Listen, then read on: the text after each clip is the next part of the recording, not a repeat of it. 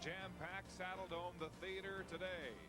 For the Nokia Brier final. Coming up on the fifth end break, we'll examine the state of the union in men's curling. The rift between some of the game's biggest names and the CCA is showing signs of healing. We'll talk about that. We'll also hear from the skips and get analysis from Don, Joan, and Mike. Before we get underway here, the conduct of the game today will follow the 3-rock free guard zone. Each team will be allowed 73 minutes to complete the game, and each team will get 2 timeouts of 1 minute in duration. We are ready for first rocks of this 2002 Nokia Brier final. To the booth, and once again, Don, Joan, and Mike. Thank you, Mark. And Randy Ferbey of Alberta is attempting today to become the first to put together back-to-back wins since he threw third stones for Pat Ryan in 1988 and 1989.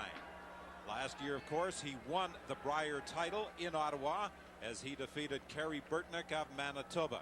John Morris of Ontario is attempting to become just the second skip to win a junior title and then win a Brier title. The only other to do it was Kevin Martin, our Olympic representative this year and the silver medalist in Salt Lake City. And it was here in 1997 when Kevin Martin defeated Vic Peters of Manitoba to claim the Brier title.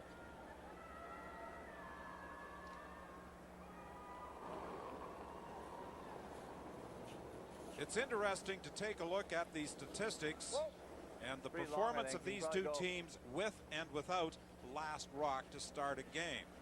With last rock, Randy Ferbey and his Alberta team during the week a 6-1 record. Their only loss was when they were hammered 10-2 by New Brunswick on opening day. John Morris, a perfect 7-0 with last rock, 2-4 without last stone. Does that number have any significance? Well, I think it says a lot about building momentum, and we certainly have saw that this week with this young Ontario team, that if they can get out to a good start, they tend to build that early confidence and keep their attitude in check and continue to dominate a game. But if Alberta gets off to a quick start here, I think Ontario has to dig really deep to keep cool, to keep calm and plug away, show some patience in this game. Marcel Rock, the junior high school teacher at Riverbend High School in Edmonton, drawing in behind the corner guard. Brent Lang, who lives in Waterloo, is a graduate honors geography student from Wilfrid Laurier University. Attempting to come down on top of that stone that was just placed there by Rock. Right off, Sal. Well, take it by then. Just a slight rub into the forefoot for Elisha. Big miss though early in this game. You hate to say it, first stone of the game, but that's certainly the mistake. The way to miss that would have been short, and coming wide and heavy, not a good combination in any situation, particularly against this very strong Alberta team. We talked with Marcel yesterday, and he was very adamant he prefers the 3-rock rule as opposed to the 4-rock rule in international play.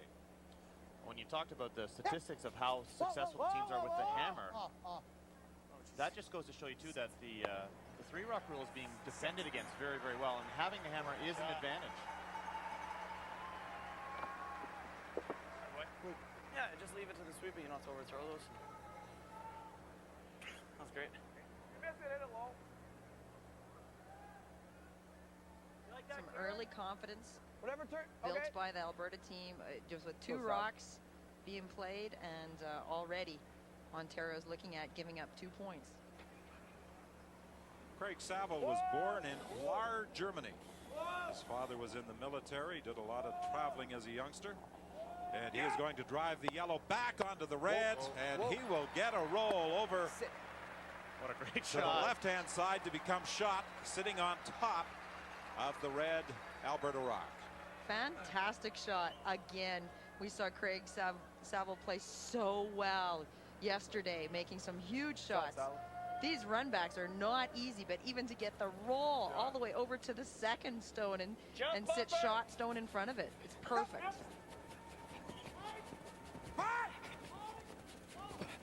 Attempting a backline tap, trying to hit about a quarter of this stone, past their own stone at the back 12. Very tough shot here.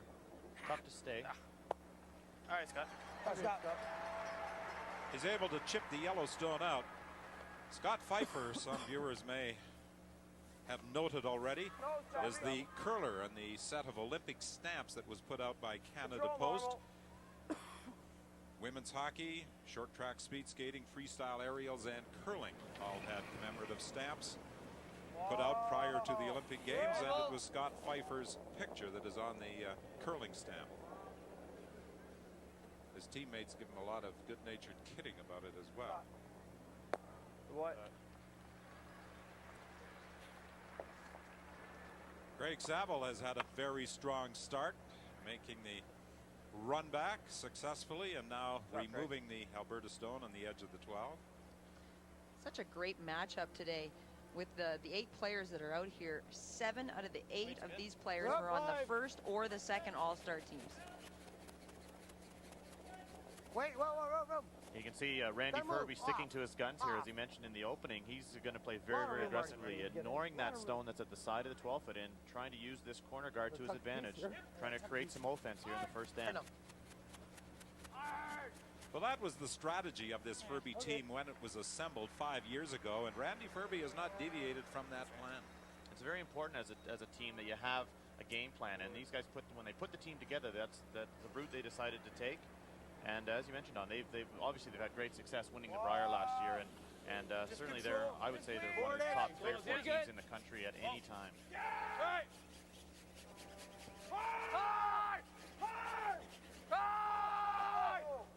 Great brushing.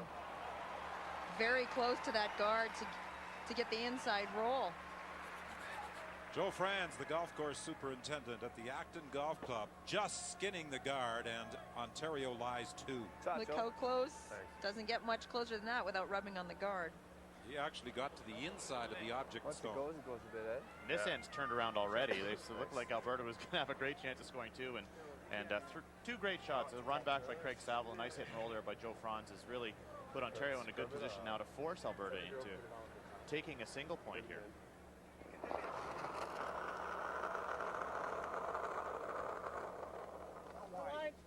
Yep. Hooray! Hardline. Hooray! Hard! 7, 8. Hard! Line's good. Line's good. Line's good. Room. Marty. Yep. Hard. I got it. Stone comes to rest at the back of the 8. Alberta lies shot.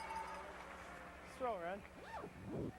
We heard the sweepers yelling out this team's form of communication is a zone communication, using numbers to break up the area between the hog line and the back line. So when they yell down 7, 8, I believe 7 is T line and 8 is back 4. Should be there. Whoa!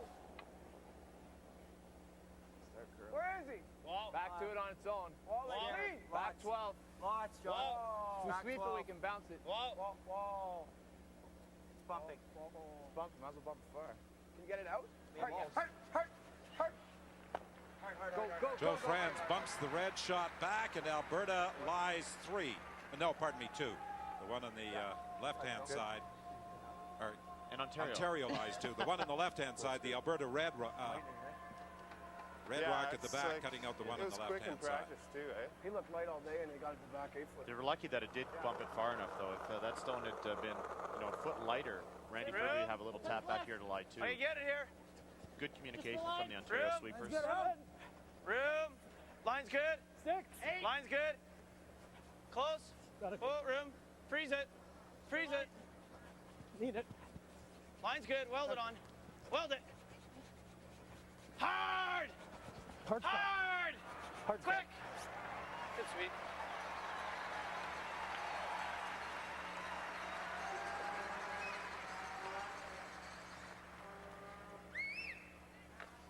Another nice come around from Randy Ferbey. The stone is about half exposed, however, and John will try to pick that clean across the face of his own Yellowstone. There's a good look at it. Yeah. Needs to hit a little less than half to miss his own Yellowstone at the back 8. Good news for him here, though. Even if he does lose his one at the back, his Yellowstone, that second shot is buried. Whoa! Hey! Whoa! Yeah! Hey! Hey! Hey! Please! It's a good shot. Morris is quite adept at throwing big weight. Shot, John. Both these teams are. That's just it. The head-to-head on both of these teams, it's so closely matched because they both can throw the big weight very, very accurately, and they both have a tremendous finesse game as well. We're in for a battle today.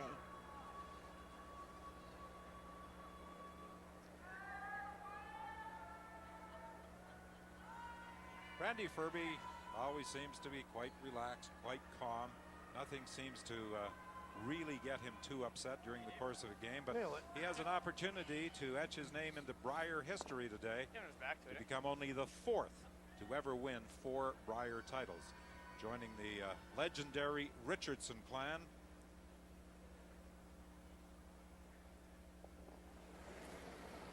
Arnold, Sam, and Ernie in 59, 60, 62, and 63. Line's good. Clean. 6, 7. Yep. Hard. 8, 9. Whoa. Yep. I know. We're by. Nine. By itself. Whoa, Marty. Whoa, that's good. Come on. No shot there. That stone finished very nicely, right in the dead buried at the back 8. Camera back there. Oh. Flash camera? Yeah. Talking about distractions, people in the crowd excited and want to take pictures of the players. Often there's announcements made, no flash cameras. Yeah. 0 bounce, right to the top 4. Okay. Top 4 or left. Yeah, it's lightning. Because that rock is completely buried, John Morris has nothing else but to draw in there himself. He'd like top 4, and as Mike said, all the finish seems to be at the very end as the rock is approaching the house when it'll start to curl really hard. Even a freeze here would be good for John. It would accomplish his goal of forcing Alberta into scoring a single point. Switch! Hard! Hard! Hard! Hard! They're really struggling with this final delivery by John Morris on this opening end. Are they by? Light. Comes up light. So it is going to be a draw for 2 for Dave Nedouin, and this is not the start that the Morris team wanted, because in the other games against the Randy Ferbey foursome, it's been a quick start that has led to an Alberta victory. And you can see the emotion that John Morris plays with. I didn't think we were going to get it to there. It's not that this game is over because they've given up 2 points. It's more of a situation that John Morris needs to learn patience. Coming back in the game, keeping his attitude in check, and just get back to making shots to get that deuce back. 7, 8. Oh. 7. Oh. Pfeiffer and Rock working on the final stone by Dave Nedouin on this opening end. Now they ease off as he's attempting to draw for 2 and jump into the early lead in this Brier final at the Saddle Dome in Calgary. A great start for the defending champions as they open with a deuce in this 2002 Brier final.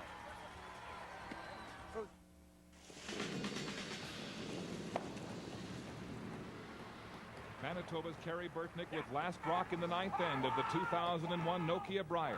Down 6-4 to Alberta, attempting a triple takeout, needing a deuce to tie. He just misses, giving up a steal of 2.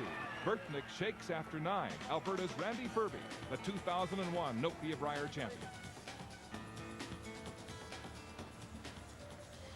Here we have the family of the Alberta team on your left. Raylene, which is Marcel Rock's wife. She is pregnant, due in May. Heather Nedouin, Dave's wife, pregnant, due in June.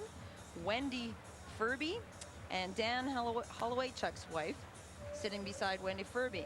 And then on the far left is Chantel, Scott Pfeiffer's wife, with their 3-month-old little boy, Marlo. And they have to be pleased with the start. The men on the ice are off too in this Brier final. A deuce on the opening end. The end seemed to be in the early stages developing in Alberta's favor. Then a turnaround after a couple of fine shots by Craig Saville. And it looked as though maybe Ontario might be in position to steal. I'm all there. And then when Morris came up light with his final stone, a chance for 2 for Dave Nedwin, and he made no mistake with the last rock. That was an easy shot for John Morris. Make no mistake. That was just nerves, or he's gonna have to overcome this. This is a big letdown. He always talked about a partial miss in the 1-2 game costing him the deuce. And this time it was with his own hands that he's let down his teammates, and he knows that. So he's going to have to refocus here early in this game.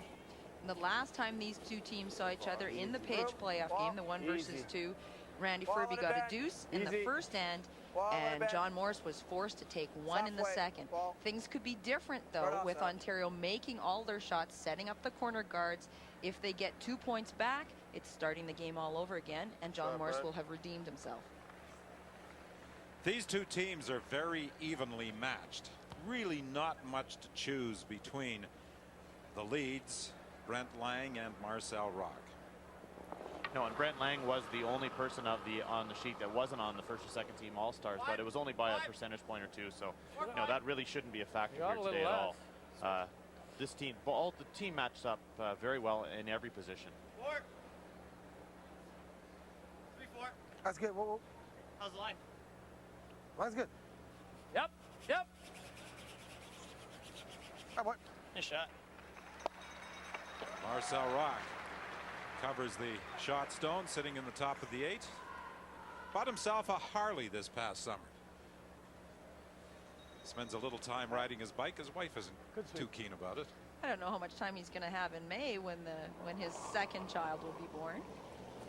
He's got a little girl, Gabriella, as well. Yep. Whoa. Little hackish. Yep.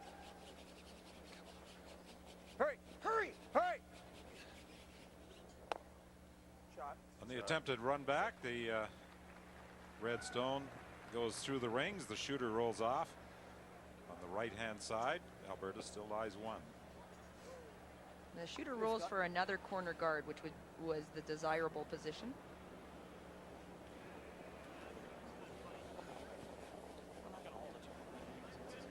Line's good. 3. Room. 3. Gotta move. Come on. No, I didn't know. I don't want him to hit the roll. Oh. Good boy.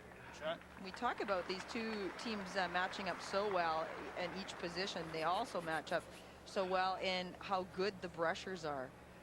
Both front ends are so powerful and also excellent judges.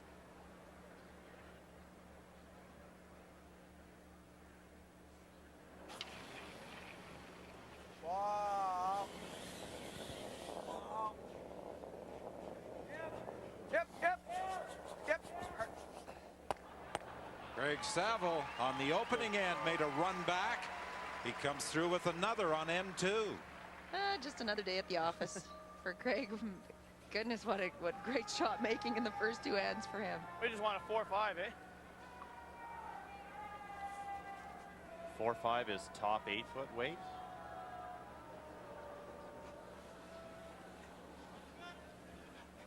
Four, 5. Room. Many people there, Marty. will wonder why do they use the numbers. And as a sweeper, and you're pounding these rocks and working as hard as you can, it's easier to yell out a number than it is to yell out 3 or 4 words. That's a snap. The feeling by Randy Ferbey that rock snapped as it came in across the hog line. Again, take a look at the comparison between the seconds. At every position, they match up well. In the 3 victories that Randy Ferbey has had over John Morris, it's been because Dave Nedwin has outcurled John Morris by a fairly wide margin. Wow. Weight's good. Just clean. Whoop. Whoop. Clean. A little solid, maybe. Good. Another strong end for Craig Saville. You can see his spots all the way down, eh? Randy Ferbey will be hitting that very tight yellow guard because it's very close to the rings and it could be split on and pushed in behind the corner guard. I was a little surprised John didn't actually give that a couple of brushes and hope to roll into the rings behind that corner guard. It rolled another foot or so. He might have actually had a biter. Yep. Easy. Whoa. Easy up. Whoa. Easy up. Whoa. Whoa. Right off. Holy. Just big, eh? Yep. And the shooter also rolls out of play. Boy, did that run straight. Boy, did that run straight. Holy. Well, his picked a little, I think. Yeah. Trying to figure out the reasons why that rock moved differently than the opposition's, and he said it might be a little bit more weight. Look at this call. John Morris going way out to the edge of the sheet, playing the wide come around. Way out wide around this corner guard that's about 3 feet from the sideboards. Wow. Where is it? Right off, right off, right off. Line's great. Right off. Really finishing hard now. Sit. When you move out wide like that in the early stages of a game, does weight pose something of a problem? Are you kind of guessing a little? You are usually, but in this case it didn't matter. Bumper down. Joe Franz at third stone with a slight edge over Randy Ferbey, who calls the game for Alberta but throws third stones. Joe's been at the top of the heap all week. He's just had a phenomenal shooting percentage, curling in the 90s several times during the round robin. Can they get it past the guard with this strong brushing? Yes, they sneak it past the yellow stone, and Alberta lies one.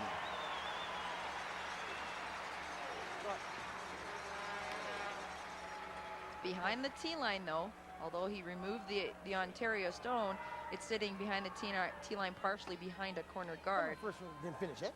No. And you can see that Joe Franz has moved right up to use it and going to play a freeze. Mike talked about the strong performance of Joe Franz all week.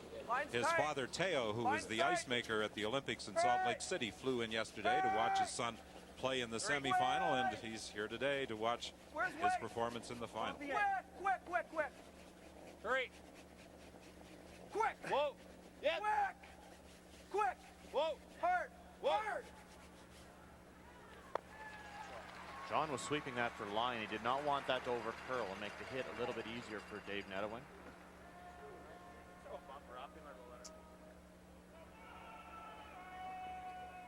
Yeah, sweep is holding it.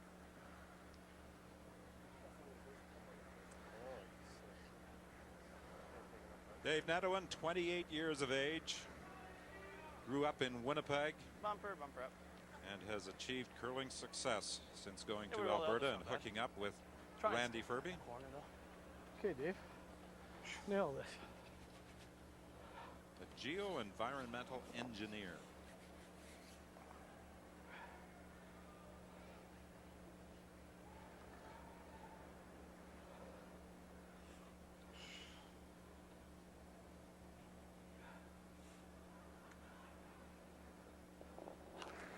Just that little lift of the rock just almost puts it up on edge when he delivers. Hooray! Bumper up! Hard! Hooray! It's gone. Whoa! Yeah! Whoa! Whoa! Whoa! Lots of weight. Whoa!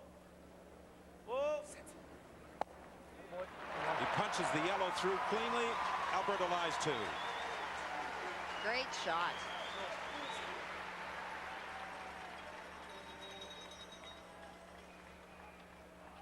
What do you think? That's right. Got a freeze here. Right here?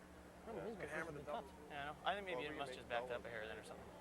When you're on your release. The funny thing is I had about that much with halfway, and when I got there, it was that much. I don't know. Yeah, something, yeah. I don't know. Is that enough? Yeah. John Morris was considering for for a few moments, considering trying to make a big weight double and get out of the end, have an opportunity perhaps to blank, but then reconsidered and said, well, I'm going to try a freeze here and maybe get a chance to get my deuce. It was interesting he didn't sweep the roll, hoping that the stones were going to stop on a better angle, and they didn't for him. And so unfortunately, had he swept that right out of the 8-foot, he possibly could have used that corner guard to his advantage here as well. Looking for simple freeze. He wants to key it up just slightly on the inside, perhaps creating a jam on that stone on the left side at the back of the 8-foot. Making the perfect freeze against teams that can peel as well as both these teams do is virtually impossible, so you need some help from other stones in the rings. Gotta go. Okay, line's decent. Line's good. Whoa, whoa. Weight's still good. Weight's good. Whoa. Miles. Right off. Miles. Brent. Brent. Hard layer. Wall. Forget it. That's terrible. Morris does not get the freeze he was hoping for, and this will be, or should be, a fairly routine removal for David Nedohin. Morris, during the round robin, was the top shooter among those who throw last rocks. But he struggled in the 2 games against Alberta. The sweepers just couldn't go on that because of the line. It needed to start curling before they started Okay, Dave. to take it an extra couple feet or 2. So fairly easy shot here for Dave Nedohin. But just think how important this shot is, a chance to force Ontario just to take the 1 point and virtually recreate the situation that happened the last time these 2 teams met. Hard! Hard! Hard! Clean! Hard! Hard! Quick! Clean. What? Alberta now lies 3. Talking to Dave Nedohin and the performance of the Alberta team here this week, he said because they were the defending champions, everyone was up for us, and he said it made us a better team as a result.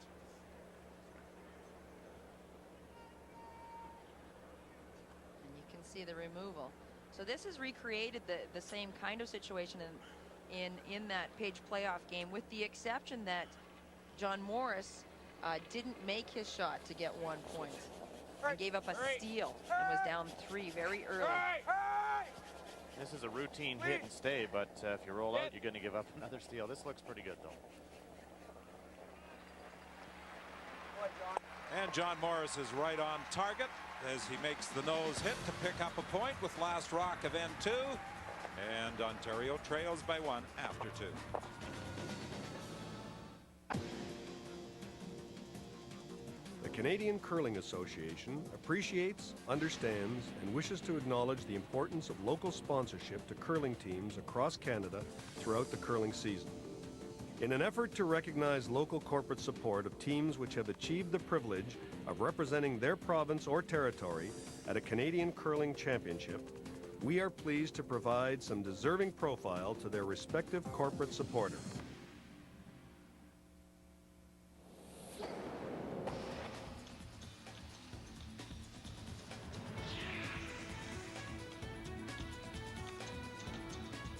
Welcome back to downtown Calgary, scene of the 2002 Nokia Brier and the hometown home province rink from Alberta. Their plan going according to plan, putting early pressure with an early 2-1 lead over young John Morris of Ontario. Coming up tonight, the final broadcast from the 2002 Paralympic Games in Salt Lake City, Utah. It's been a tremendous 10 days of competition, and it all winds up tonight at 11:30 local time on CBC television. To the third end, Don. Well, yesterday, Teo Franz was not in costume, but he's joined Earl Morris, the father of Skip John Morris, and they're dressed up and providing support today. There's Teo, and behind him, Earl Morris. And Joe is so proud, I'm sure.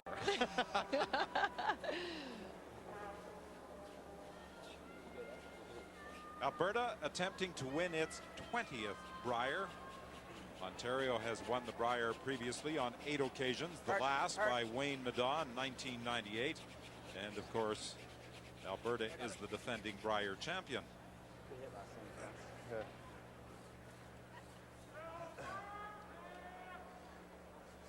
And Ontario's basically in the same situation here in the third end as they were in the first. They would like to force Alberta to score a single point. Stealing would be great, but realistically, if they can hold Alberta to 1 here, gets them back into the game, gives them another chance to take a deuce with the hammer in 4. Definitely the two options. Oh, I'm all there. Either Lot of room. stealing, 5. Clean, Dave. but not Line's gambling good. too hard. Dave, clean. 5. To Room. provide Room. an opportunity Room. for Whoa, whoa, whoa. Alberta to Room. get 2 points. Wait. Whoa, whoa, whoa. By itself, by itself. By Clean. itself. Yep. Whoa, whoa, whoa, whoa, Yep. whoa, whoa, whoa. Not deep. Yep. That's deep enough. That's good. That's Hard. easy. Good shot. This is the 5th time that the Brier has been held in Calgary. The first time was 1948. Frenchie D'Amour of Trail, BC was the winner in 61. Heck Gervais won it for the province of Alberta in 1980. Rick Folk from Saskatchewan was the winner, and of course in 1997 Kevin Martin was the winner before the record okay. crowd here in the Saddle Dome. Room. Wait only. Room. Wait only. No bounce. Line's good. Lock it on. Line's good. Whoa, easy. Oh, Easy. Good boy, Brian. Very nice. And they talked about locking it on, sweeping it right to a freeze, but not letting it bounce off a shot stone and bounce into the open where Alberta would be able to hit it and perhaps lie to. Prayer. What did you want? Now he just called the guard. Which one do you want? Let's go here. He's letting me decide. All right. I was playing in out. Yeah, I know. He changed his mind.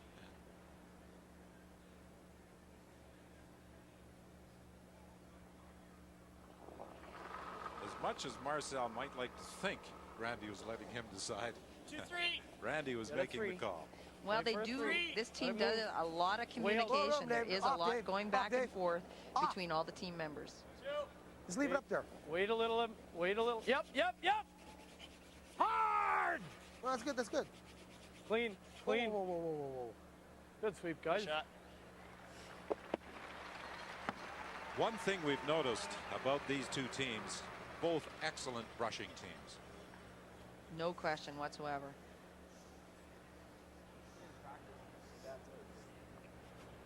Throw. Good shot. Good sweep.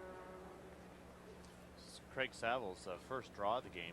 Yesterday we noticed that after 7 ends he'd thrown 14 hits and no draws, so he's been Line's few good. and Wait far only. between for him. Line's good. And he's got Line a perfect only. game going Line's through great. 2 ends. Line only. Wait's close. Wait only. Wait's close. Still Run heavy. backs in both the first and second ends. Room. Still heavy. Room. Whoa, that. Whoa. Still heavy.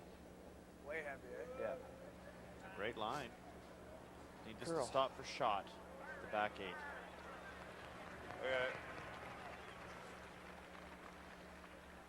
It's close. It looks as though it may be shot. Not far enough, eh? Hey, Craig. I don't know. We shot. All right. Yeah, they're shot. They are.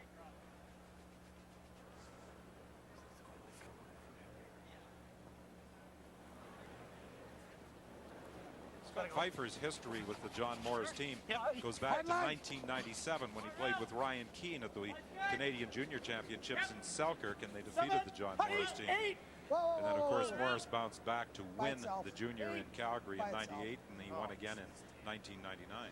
Touch it. And I mentioned in Nope, not yesterday's yet. telecast John's great record in playoffs from 98 and 99, and of course That's good. I failed to mention that Scott had defeated him. I heard about it from Scott after the game. Hey, did somebody say that he didn't ever lose in a sudden death game? Yeah, Scott was quick to point that out.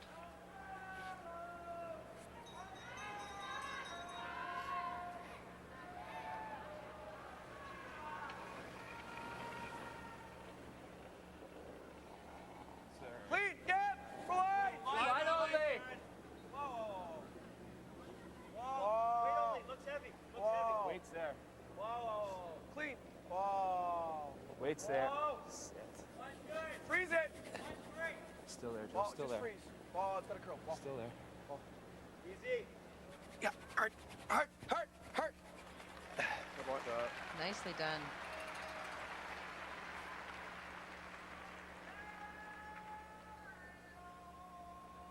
Bumper. Roll out. It's fine. What, you can get it out? Yeah, I get it. Just bump her down. Okay. Kind of wait. Bump her down. Bump her down. Bumper. Bumper, yeah. Bumper down. What does he mean by that?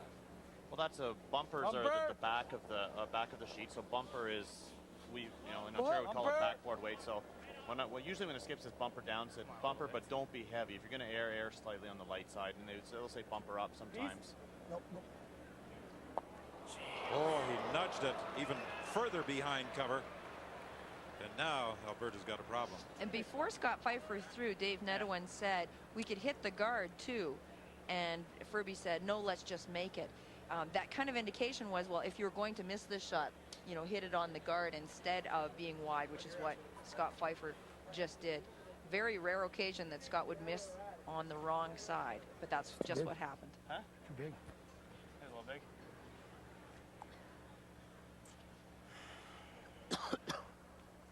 And that rock, as you look there, is behind 3 or 4 guards, and the angles are not good at all for Alberta. So John Morris is comfortable with the guard situation, so he's going to throw another one on the other side of the sheet, cutting off path into the 4-foot area.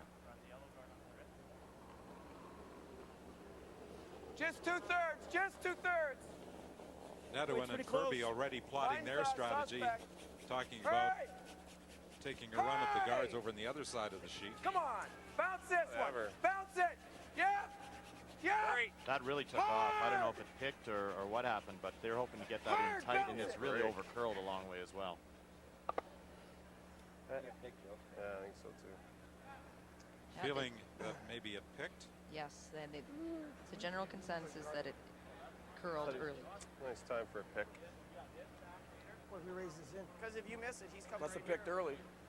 It looked tight right away. What? I said it looked really tight right away. Oh, it was fine.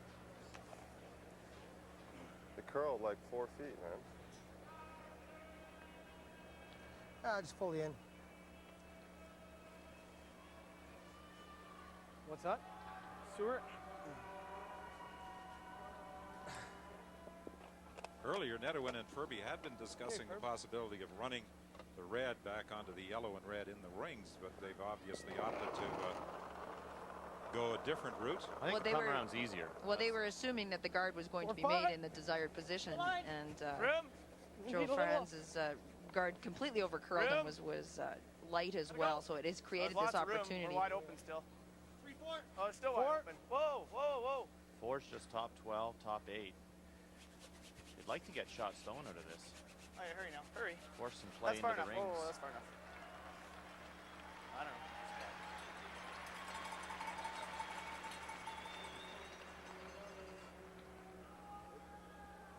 Stone's about 3/4 open at least. What? Maybe just a smidge big. Yeah, just not telling you. Such different styles between the two skips.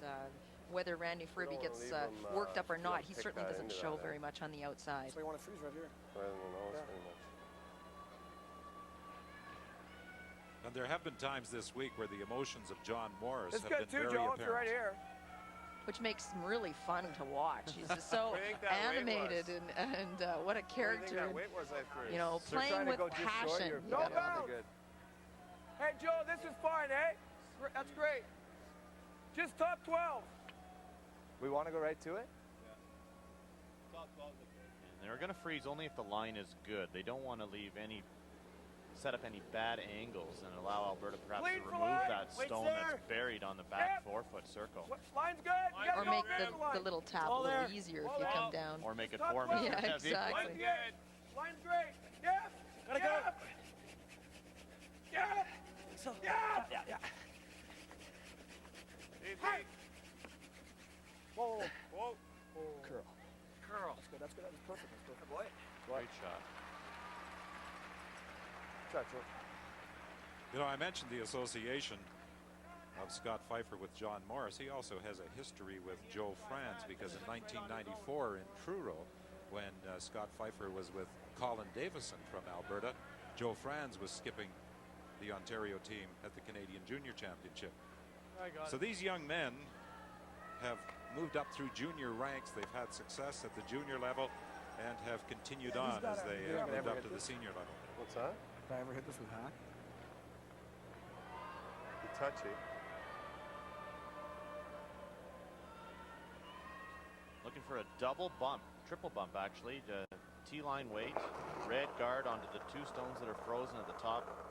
8 foot into the button. 10. Whoa, yeah. Line whoa, whoa, whoa, 10. Whoa. Line only. Whoa. Weight's real good. Whoa, right off. 10, 10, 10. No. 10, 10. The tap. Whoa. What a shot by Randy Ferbey.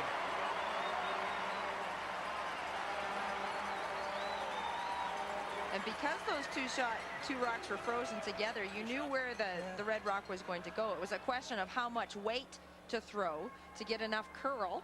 You heard Marcel yelling 10, 10, 10. That's back line.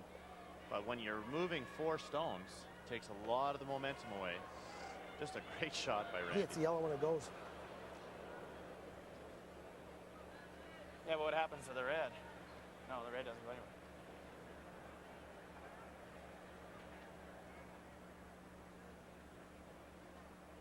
I could try the intern on that. What? Go through the hole? No. I know I don't want to hit this thing. I'm just saying on the intern on this. It's just bored. You don't want to hit the 2. You hit that, you put them in for 3. You could throw it here. Just on the nose with board is pretty damn good. Just high is terrible though. If you just feather that red and bump him into like 2. He doesn't have anything for 2 really. But if anything, I hit this.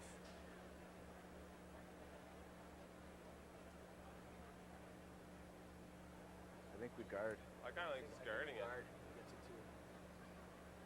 Okay. Give him the 1. That's the plan. You're guarding that draw to the edge of the 4, mainly. Yeah.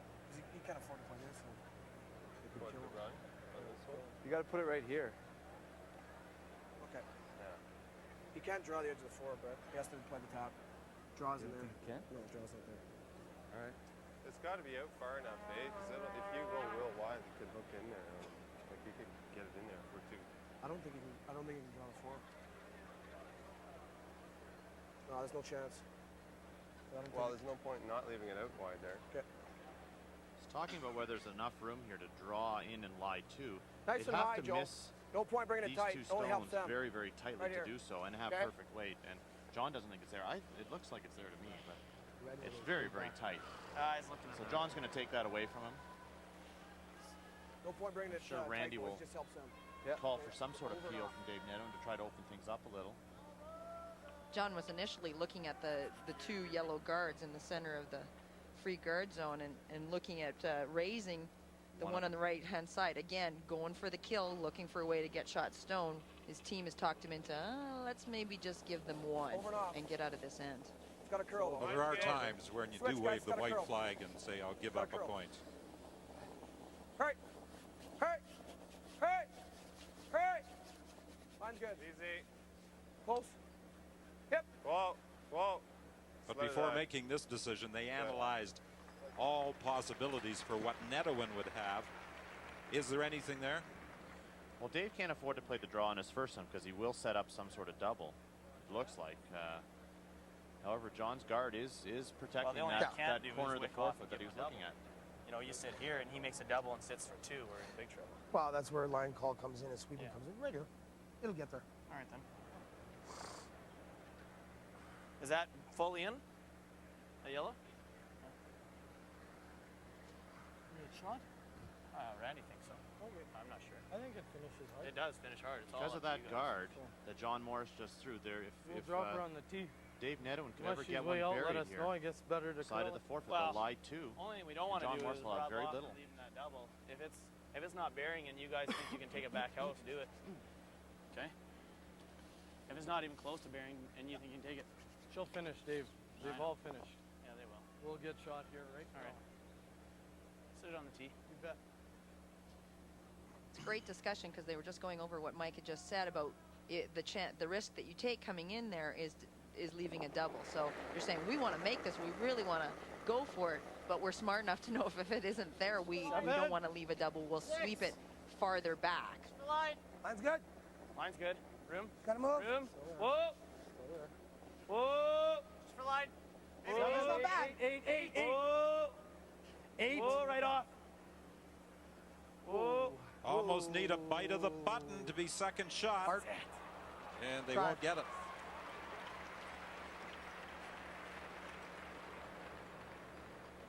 Reds are not going now.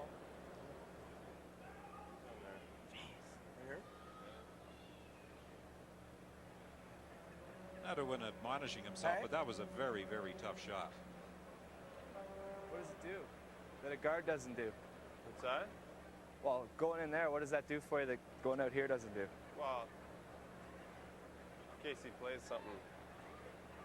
He's got a lot of rocks in there. Yeah, I know, but he's gonna play a run of some kind, I guarantee you. Where? That one right there. He'll play The that 6 to outside where? To pick that off. If he knows that he's all right, as long as he's not. I like this. Okay. I like that. Right now, the concern for John Morse is his Yellowstone is very lonely. Alberta's lying first, third, fourth, and fifth shot. So the reason they want to throw one in the rings is if Dave Nedlin perhaps plays a raise out right here, there, he can run it into that there top is red room and to almost pick hit it that out anywhere. and possibly score Top 3 or 4. And there's really no risk to Dave by trying that shot. Just T-line, boys. T-line. Okay. And what the front end was talking about, what will that get you coming in here? You can't get shot stone. It'll just give you another counter, I guess. It gives you another counter, but I think you have to be careful that if you left this high and left the crosshouse double, Dave Nedlin would get a whole pile. Same situation that Dave faced on his first one, and it's up to the sweepers to communicate. Where is it? It's close. Whoa! It's there. Right off. That's terrible. Short. It's shorter. It's not quite there yet. Close, yep. Finish. Yep. Whoa, Hurry. Yep.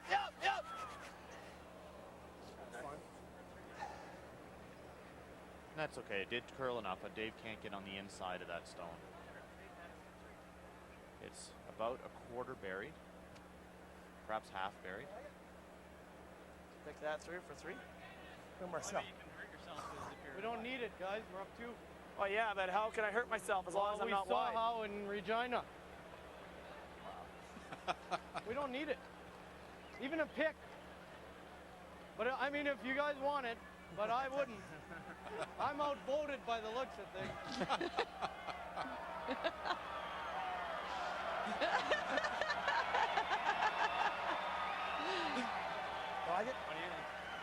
Marcel's been a crowd favorite all week.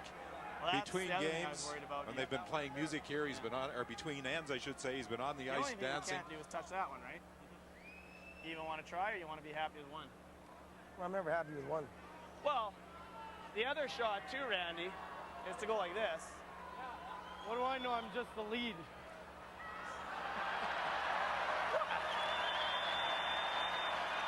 Skinny, you mean draw? But there's more chance we're going to raise them in doing this than it is doing the run back. What do you think? Well, what's the worst? We're going to give Yes, you throw bumper like here? Oh, no. No way. Bumper, I mean. Well, your rock with throwaway barely curled. I'm thinking here with bumper. What are you talking? You running it there? Oh, I'm saying run it there. No, I don't like this anymore because we're going to bump them in. What? I still think this is the easier shot. Want to run it? Just with easy. I'd rip it. Yeah. Well, then You give can me see right the on angle the inside there. of the rock or something. Red, yellow, right Only into the we can't button. do It is be looks wide, eh? Right. pretty dangerous. Try it. Let's go. He's trying to pick out that lone yellow stone. At the back right. The danger's hitting it high and hitting that stone that's at the top 8 foot, that yellow stone that we see right by Randy's broom head. And that will drive it right into the button, give up a steal of 2. Risk versus reward. And that's what Marcel was talking about. If it was me, let's not do this. No risk. But like Randy says, I'm never happy with just one. And you can bet John Morris is back there hoping that they do play this shot. Of course, many of the spectators at the Saddle Dome are listening to the comments of the curlers on FM transmission.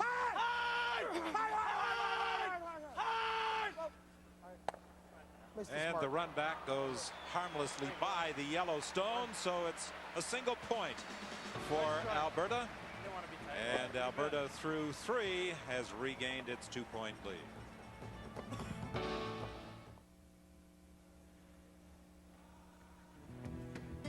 Ford Hot Shots, this year's first prize, a 2002 Ford Focus ZX5.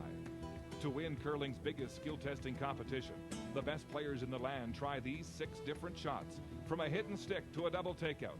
A maximum of 5 points awarded for a perfect shot.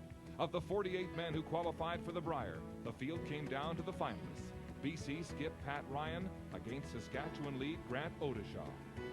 And it was the 2-time Brier champion, Pat Ryan, with an automobile on the line, attempting to draw to the button. And he gets the full 4-foot. It's enough to win convincingly. Pat Ryan with 20 of a possible 30 points on the day. Grant Odishaw is second. Saskatchewan lead Kelly Muskowie third. They win RCA television sets, but the keys to a brand new Ford Focus ZX5 belong to BC's Pat Ryan. Welcome back to the Pengrowth Saddledome in Calgary. After 3 ends of play in the Nokia Brier final, it's Alberta leading Ontario by a score of 3-1.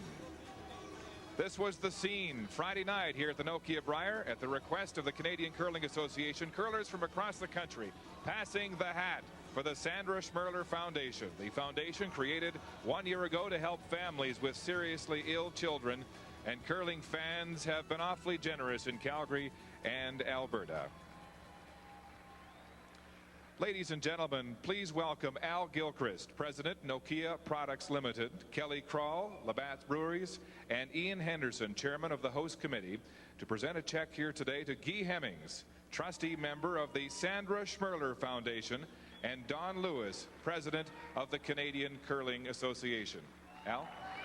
Guy and Don, on behalf of all these fans, on behalf of Ian Henderson and his committee and 1,000 volunteers, on behalf of Labatt's, our friends at Labatt's, and on behalf of the Canadian Curling Association, it's my pleasure to present this check to the Sandra Schmerler Foundation for $28,000. Thank you very much.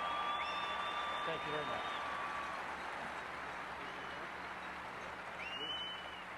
Guy, this foundation named for the late Sandra Schmerler continues to get tremendous support. Yeah, it's been a couple of good weeks for the Sandra Schmerler Foundation, and this activity on Friday was great. It was fun to see everybody get into it. It was just a short notice. The CCA is really proud to be able to raise that money, and on behalf of the Sandra Schmerler Foundation, and mainly on behalf of the kids that would help in the near future, thank you very much, guys.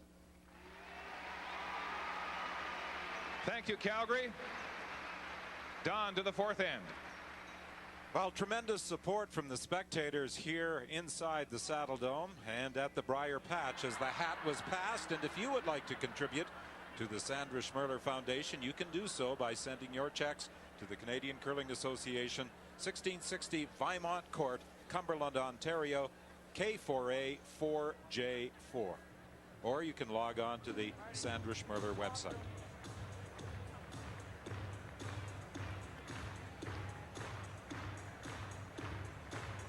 And I think for a lot of the spectators who were contributing as the hats were passed through the stands, as the collection was taken up, an opportunity to meet many of the curlers that they had watched perform during the week.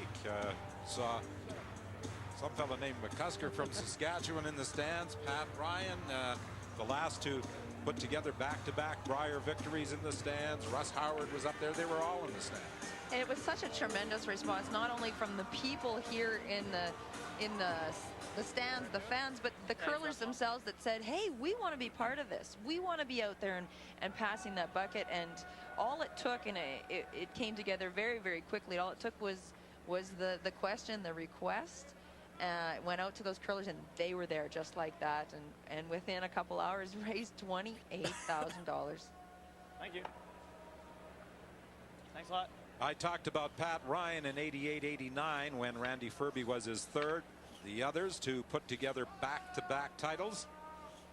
Ron I got a Northcott, pile of stuff over here. Ernie Richardson, Scott. Matt Baldwin, and I got a Gord pile of Hudson. stuff. So 3 times Alberta curlers have done it. Randy Ferbey is attempting to become the 4th. And if he is successful, he of course will join the 3 Richardsons from Saskatchewan as the only 4-time Brier winners. He tried to deflect any attention from that bit of history when I spoke with him today. He said, yeah, I do think about it a little, but really this is a team game and I'm more concerned about winning it for the team. It's funny, in men's curling, that's always been kind of the unreachable goal, winning 4 Briers, and to have this opportunity certainly speaks volumes as to the skill and the longevity of Randy Ferbey. But definitely you're preparing to compete in a Canadian final. You're not thinking about making records. You're thinking about making your next 20 shots absolutely perfectly. Easy. Easy. Gotta curl a mile. Yeah, nice and tight. Looking for a nice tight corner Easy. guard. Nice and tight. Yep. Okay, well, that's good. To get to this stage of this curling season, both teams have played about 100 highly competitive games.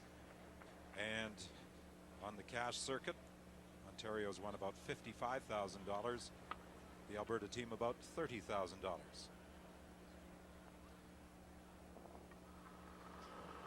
Marcel Rock having the early advantage Room center with line. those early percentage numbers. Center line. Numbers are good for Brent Lang as well. Basically, just that one miss in the first end when looking for a freeze and rolled off of the shot stone. Nice shot.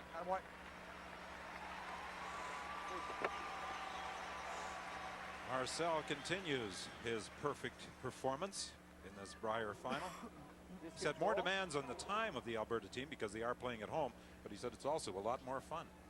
Same ice gave me to roll the other way. It'd be nice to playing in front of 17,000 friends. It's Team Alberta has handled the pressure of being the defending champions here all week very, very well.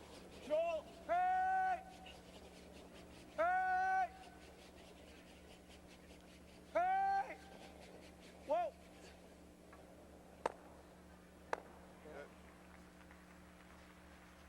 Onto the shot stone. Brent Lang is unable to remove both the red rocks. Righty. I'll take the inside.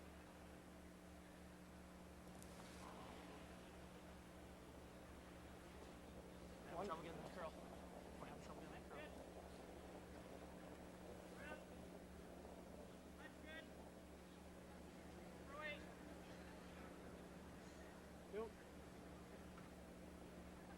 That's good. Whoa, whoa, whoa, whoa, whoa, whoa, whoa, whoa, Just no, bite no, the no, center no, line.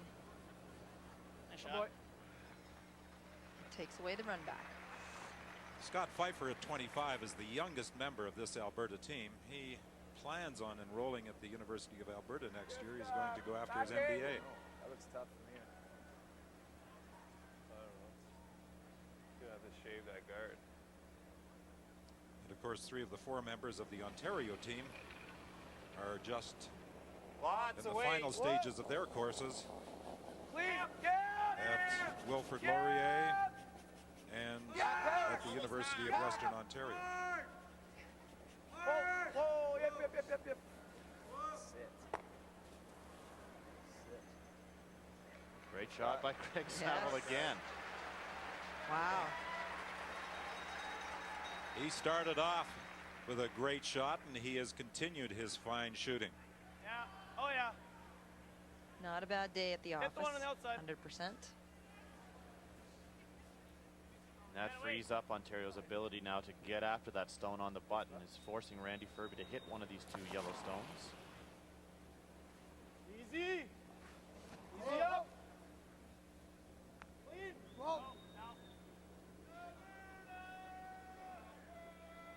Oh, Smarty. Yep. Hard. A hit and an inside roll from Scott Pfeiffer. Alberta lies 2. Beautiful shot by Scott Pfeiffer. Great weight. That pick it in? No. Franz's draw there overcut. You should finish hard. You can see the port between the two guards. Same type of shot that Craig threw actually on his first one. He's looking for about the same weight.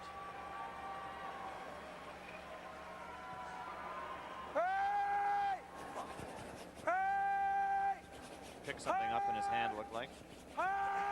He turned his back on it immediately upon releasing the stone. He's all over the red rock out front. And that's the first miss for Craig Saville in this Brier final. Picked in his hand. Oh, that should be the first place. Let's just watch, see if we can see where it picks up the debris. Sometimes you can feel it come right out of your hand before you want it to. You see how it starts to turn before he gave it the turn. And he turned his back immediately, looking back to see what happened on the ice. Looked like that one picked. It looked ugly, whatever. Line, eh?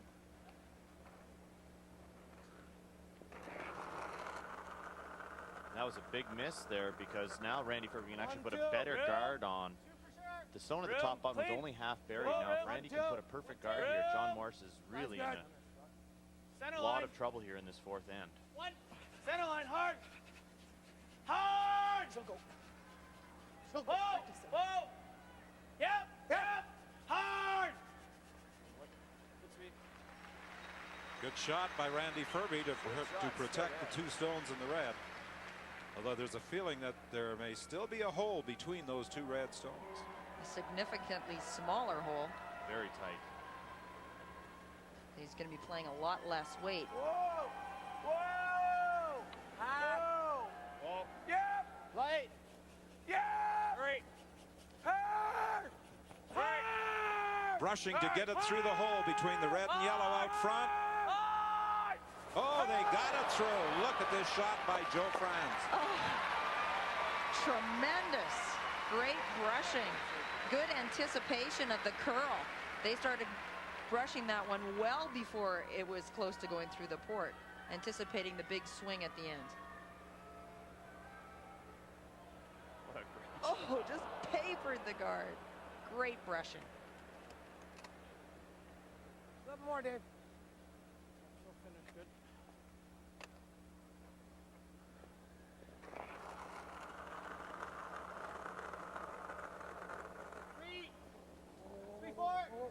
Four. Three. Whoa, room. Alberta looking for the come around here. Right off. Around that center guard Randy Ferbey just threw. No, no. Right off. Not yet. Not Right yet. off. Not yet. 6. 6. That's top Freeze 4 it. foot. Hard. Hard. Hard. It's third shot. And it's half open. So Didn't need that much ice. No. I mean, he's got the double now. Sure he does. You just don't. Yep! Yep! Well, if Franz can make this double, it would certainly change the end around. Whoa! Whoa! very quiet weight double. Roll it for the double. Roll it for the double. Roll it for the double. No, he's going to punch the top stone through, missing the shot rock. That's a lonely red stone now biting the side of the button. Alberta has to be very careful of their placement of the stones.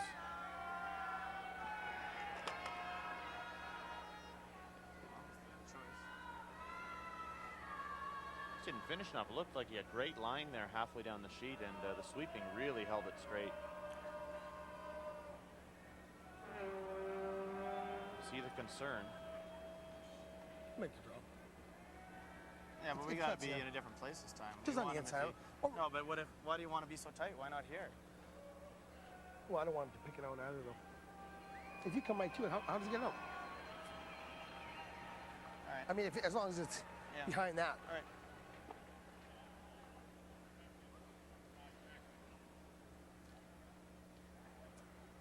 Just outside the 8-foot then, or the 4-foot. You could hear the concern of the Randy Ferbey's rock last time didn't curl as much.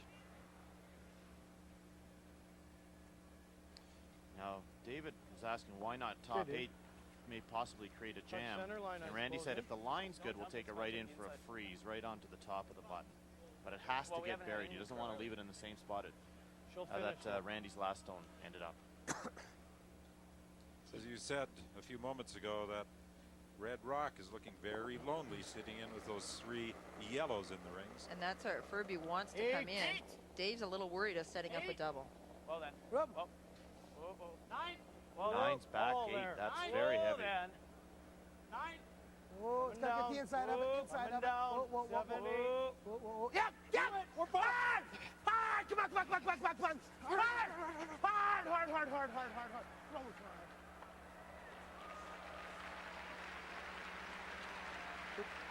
Alberta still lies just 1.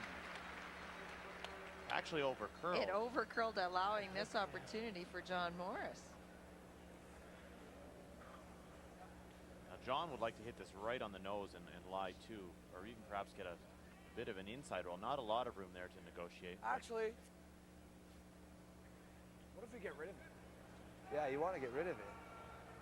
If he ever makes a mistake, we got a pile of yellows. Hit and roll away.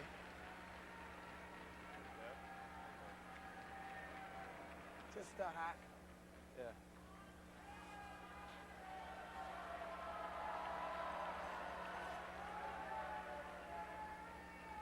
Now John's talking about coming down, hitting this stone on the side and rolling his stone out of play, leaving, again, that stone at the top of the button for Alberta being the only red stone in the rings. The reason he doesn't want to stay there is that if Dave Nedwin comes down and taps it back, John will have no way in there to score a second point.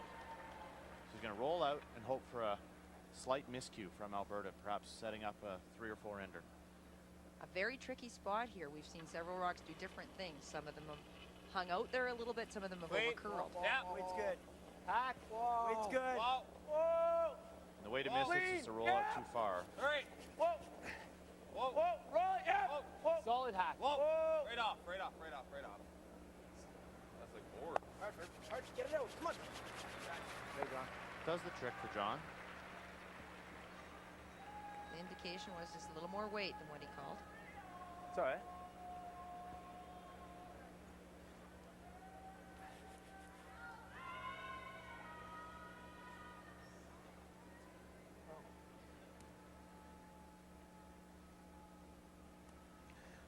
Roll here.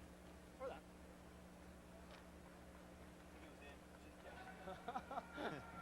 You want to hit that and roll? I don't mind that. All right. Yeah, most is going to get us 2 then. You can roll right there for shot. Just easy, eh? Scott, there's That's a Scott through and it's finished.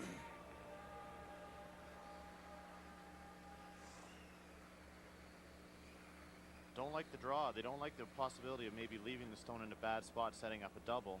So what they're playing is a hit and roll over into the back of the button. They think they can get shot rocked. I believe they can as well. And I think it's less of a risk. And they're, at this point, they don't mind giving John that draw to the side of the button for 2. But if he makes it perfect, you could still set up the steal.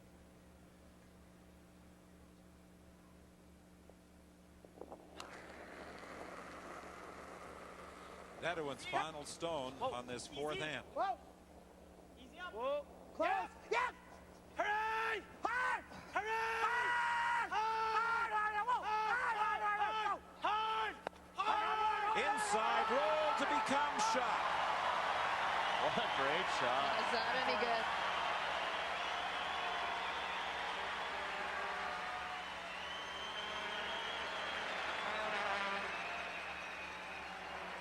Clutch shot again from Dave Nedwin. Unbelievably tough, this shot, and he made it look really easy. Well, and it's well called too. These are hard to call in the house. How much do you have to hit of the yellow stone to get the perfect roll? And Randy Ferbey doesn't make a mistake. That's one of Randy's strengths, I would think, his ability to call the line. Not be too far. So much experience, and that's what it takes to learn how to do that. And John Morris is making a very difficult call. He's playing a raised double takeout on his yellow guard to the left side of center line, driving it into the stone at the top 4 foot. Possibility of scoring 3 if he makes it, but really tough shot. But if he drives it onto his own, he could give up 2 points. Risk versus reward. He's taking no time. Well, he made a great run back yesterday on the third end against Russ Howard in the semifinal. Can he come through with another big one? Oh, he gets just one out of it. He drove them back and came very close to getting 2 and maybe even 3 on this fourth end. And I think Randy Ferbey is a little relieved that Morris was only able to get the 1.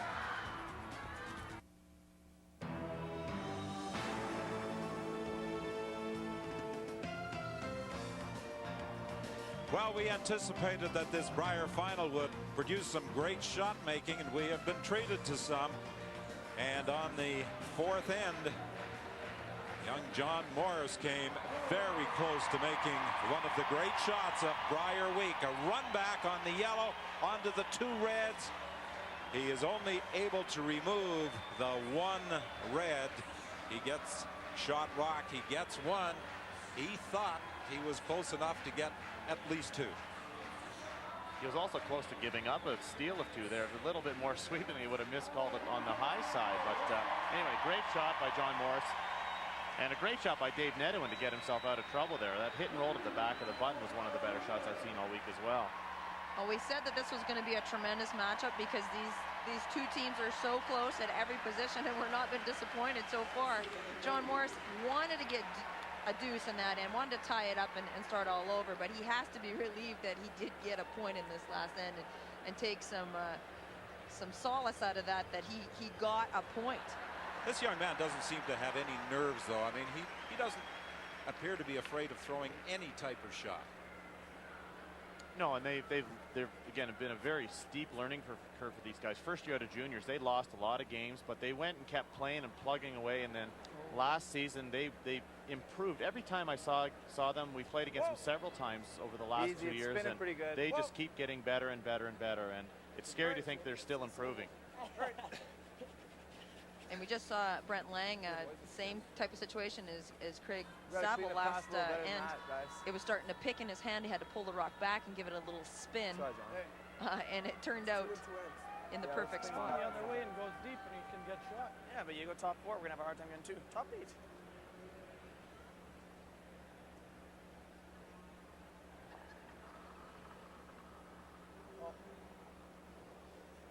Well, Marcel Rock had some problem with his delivery, and apparently there's something on the ice that is creating some problems. Get it here. It'll spin for a while. It'll be here. Is you a spinner? I have a pick in his hand. Oh. 2 in a row.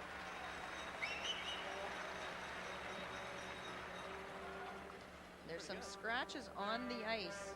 You can see this is down the slide path. It looks like it's under scratches made by someone's slider.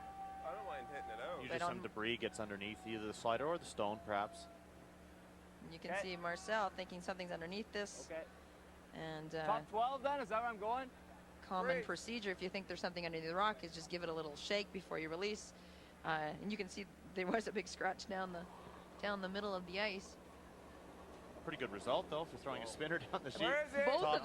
Both of them ended up with Brent Lang as well, a perfect center line guard, even though they thought it was picking. Well, if you watched our semifinal yesterday involving Russ Howard of New Brunswick and John Morris of Ontario, get it there, go. Hurry. There were concerns about scratches on the ice. It seemed to affect the New Brunswick team much more than John Morris, but it was as the result of a slider. Well, I don't think they ever did decide what was the end result of that. We after the game yesterday in the semifinal, we went down to talk to the ice makers, and they had decided that they thought it was a gripper with a hole in it on the side of the slider, the gripper that is put over the sliding foot when the sweepers are sweeping. And so when that hole became evident when the sweeper was really working hard and going on the side of his foot and was scraping along. Come down. Gotta go. Room. No, it's all there still. 6. Lead. We're by. There. Room. We're by. I don't want to be behind the team. Whoa. No, Yep. let's go. Yep. That's good. Whoa, that's good. Good shot. No problems with his delivery this time. Just out. Just out. And Alberta lies too. Two great shots there from Marcel to set up this end. With these stones at the top of the rings, there's very little that Ontario can do with them. Whoa. Heavy. Right on. Tons of weight. Tons. Little up, Sav. Just out, eh? We need to keep that around. Get it out. Get it out. Okay. You hear a little bit of desperation in the voice because it is the same situation as 2 ends ago. Alberta with only a 1-point lead, but they have last draw. So Ontario needs to think about holding them to only 1 point. The plan B is whether you have a great opportunity to steal, you'll go for that late in the end. A little less than mine, I think. Weight's good. Line's good. 7, 5, 7. Whoa, a lot of room. No line. Hot. Whoa, whoa, whoa, line's getting better. 6, whoa, scratching. whoa, we're by. Whoa, whoa, whoa, whoa, whoa, whoa. Yep. Hard now. How about? Again, Alberta lies too. Now let's join Mark Lee. Don, here's what's coming up on the 5th end break. We'll have a story on the Rebels versus the Empire, assessing the split this year between some of the game's biggest stars, the Martins, Madaws, Burknicks, and the Canadian Curling Association. It is showing signs of mending. We'll have that. We'll hear from the skips. We're gonna make sure and we'll have get analysis from you, Joan and Mike, at the 5th end break. Move this here. This comes back here. I'm happy. Okay. So are they.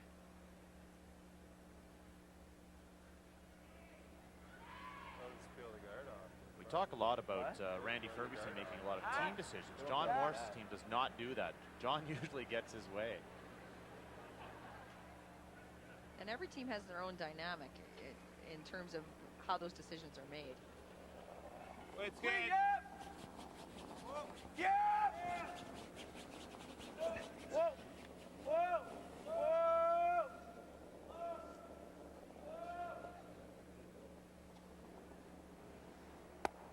What a great shot again by Craig Saville. And the reason I say that is he got the stones that were buried out of the way.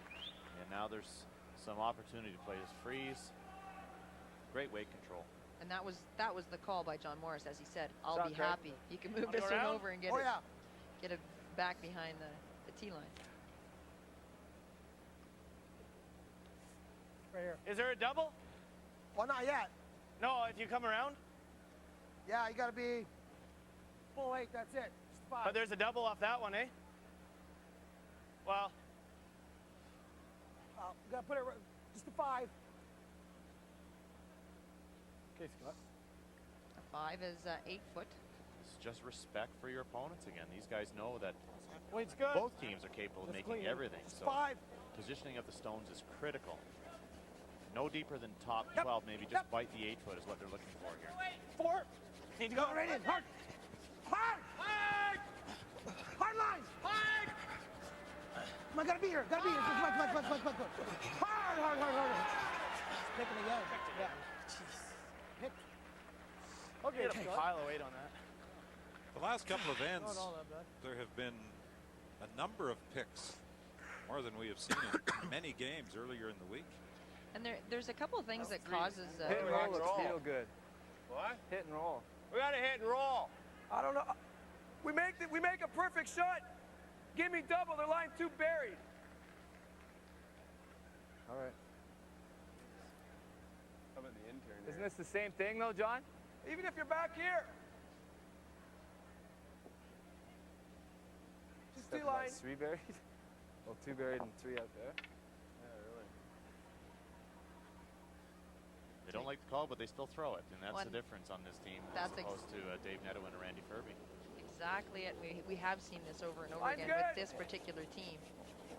Make sure it's here though. John makes Even the back, decisions. Yeah! Hard for line! Hard!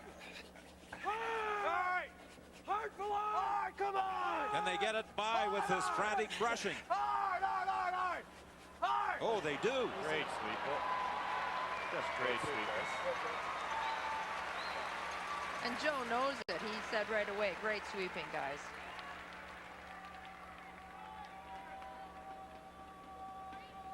talked about coming by guards by inches, and the brushers make that difference.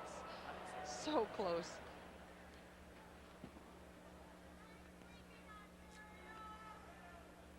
Either that or you could do this. Well, several times we have skinny? commented on the ability of these young men to really work those brushes, and what a job they did there. You see that stone's dead buried right at the back of the You like button. that? So Yeah. the talk about the Yellowstones not curling that certainly hasn't come into play so far. But what has come into play, as we've said earlier, are these scratches and rocks picking and debris. And I began that thought earlier. What causes rocks to pick? Sometimes there's things scraping the ice and leaving little pieces of debris, little pieces of ice and on the ice that the rock will actually pick up. Yes! Randy Ferbey playing a raised double here. The angle's pretty good to come over onto the stone at the side 12. Oh boy. And now it's Ontario's turn to sweat. Yes, that one lonely yellow rock among the three reds. Maybe even four with the rock just outside the rings at the top of the 12.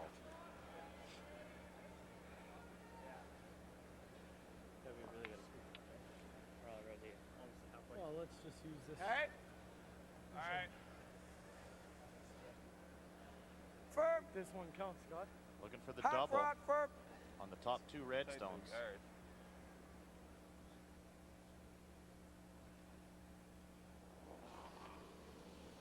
Whoa! Whoa! Yeah! Whoa! Clean! Whoa! Clean! Clean! Joe Franz gets the 2, moving it over to the edge of the 12. It was his shot, his first shot on this end, that put Ontario in the good position.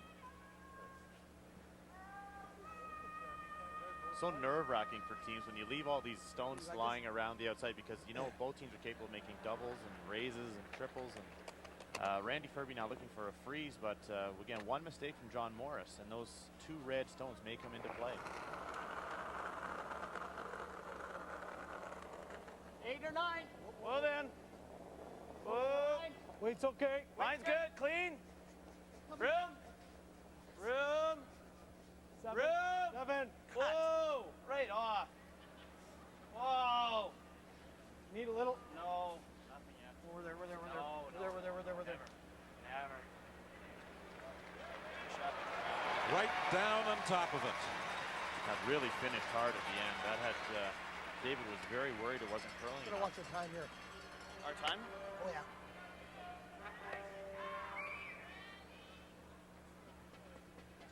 Yeah. Well, we used half of our time so far, so we got to pick it up in the second half of the game. Well, Randy Ferbey said this team was assembled to play aggressively, but you have to have nerves of steel when you play this type of game. Back 4. And they're used to playing. And there's the time clocks that they were just talking about. You start off with 73 minutes. We need the inside. And you want to leave the majority of your time for the last half of the game, where you think that it may be more complicated. You might want to take a little bit more time to make more pressure shots. So both of these teams have used quite a bit of their time already.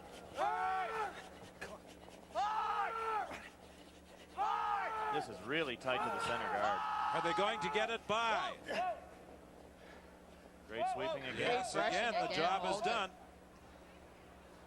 Shot. Beautiful shot. Tremendous brushing again. Oh, geez is right.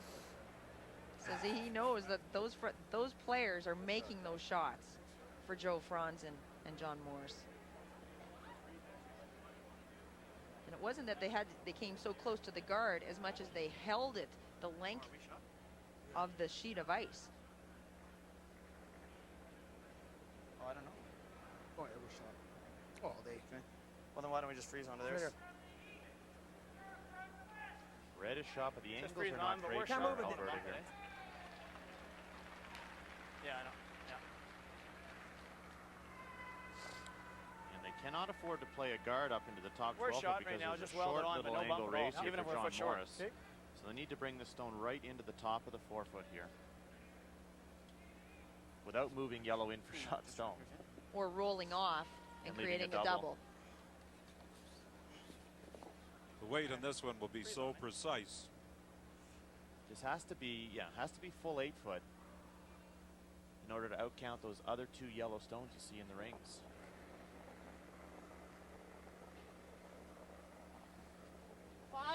Get it there. I'm 5, a little light, 6. guys. Just for line. Well, room. Room. Gotta move. Room. Needs to curl. Okay, weld it on now. Yep, now hard now. Hard. Weld it on now. Hard. Hard right to it. 3. No bumps. Hard, hard, hard, hard, hard. Hard, hard. Hard, hard, hard, hard, hard. No bump. And again, Pfeiffer and Rock bend their back. And what a shot by Neto. And he just touched the Yellowstone, but just fractionally. Yeah, go ahead, John. You can get them both, though. You want to go real thin at it? As thin as possible. Can't go wrong with no thin. Okay. Unless we just move this a little bit. That wouldn't be any good. Thin as possible, eh? If we do that, it's fine. Sticker right there is pretty good. Even if we go over top a bit and touch this a little bit, we might get shot. But you want to be careful you don't open it up at all. I think we go thin. Right into that. Guarantees the, well, they'll have a heck of a shot for 2. Hey? I don't think there's anything else we have, boys. No, yeah, you got to play this. Is it? Isn't it best to what stick if you it? nose this? Can we get to nose that? No, I don't like that. 'Cause that'll probably drag it under that one. Think so?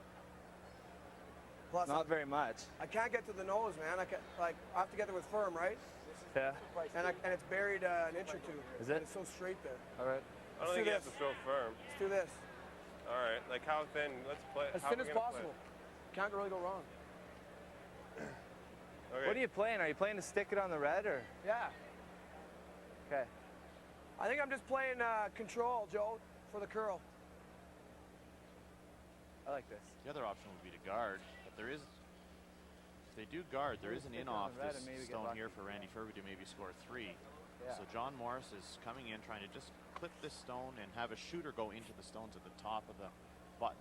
Very tough shot. He has to miss the guard very closely. But if he does make it, he'll lay possibly 3 or 4. If he hits it perfectly. Less. Less. Looks like he's throwing some weight. Less.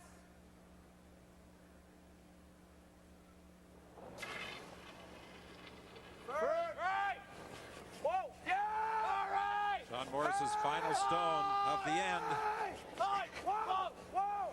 Just passed. Good shot. And he removes the red stone, and the yellow is now almost fully on the button. Great shot from John Morris. That's perfect. Is that ever? Good shot. We had to hit it pretty thin to do anything, right? Can't hurt ourselves. See how close he is to the guard. Jeez. Like we were just getting the guard. I missed the guard by an inch. What? Oh, right on the nose. Oh, you're saying to clip our 5 on the way by, too? Yeah, clip the 7 right here. And that's going straight That's a back. shot. Okay, sure. Yeah. Right there, there's a pile of stuff, Scott. Oh, yeah. Here's the talking. Straight into the pocket here. Have Just off nose, Dave. the yellow stone that gets raised back, clip this red stone onto the back when all the yellows go. Possible scoring 4 or 5. Nail it, man. Yeah. Really tough shot. Oh, yeah. But there. Very makeable for 1 though, and if you can just hit it a little bit on the high side, you're going to score 1. So there's no risk to playing this shot. And there's Heather Nedowin. Final stone of N5 by Dave Nedowin. Whoa. Whoa. Possibility, although it's going to be difficult for Alberta to score a bunch here. And there they go. The yellows are out of the rings, and Alberta's got 4.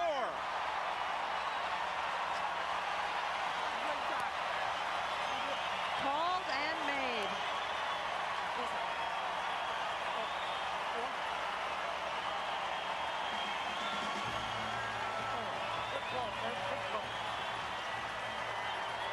Wow, what a turnaround on this 5th end as Alberta takes control.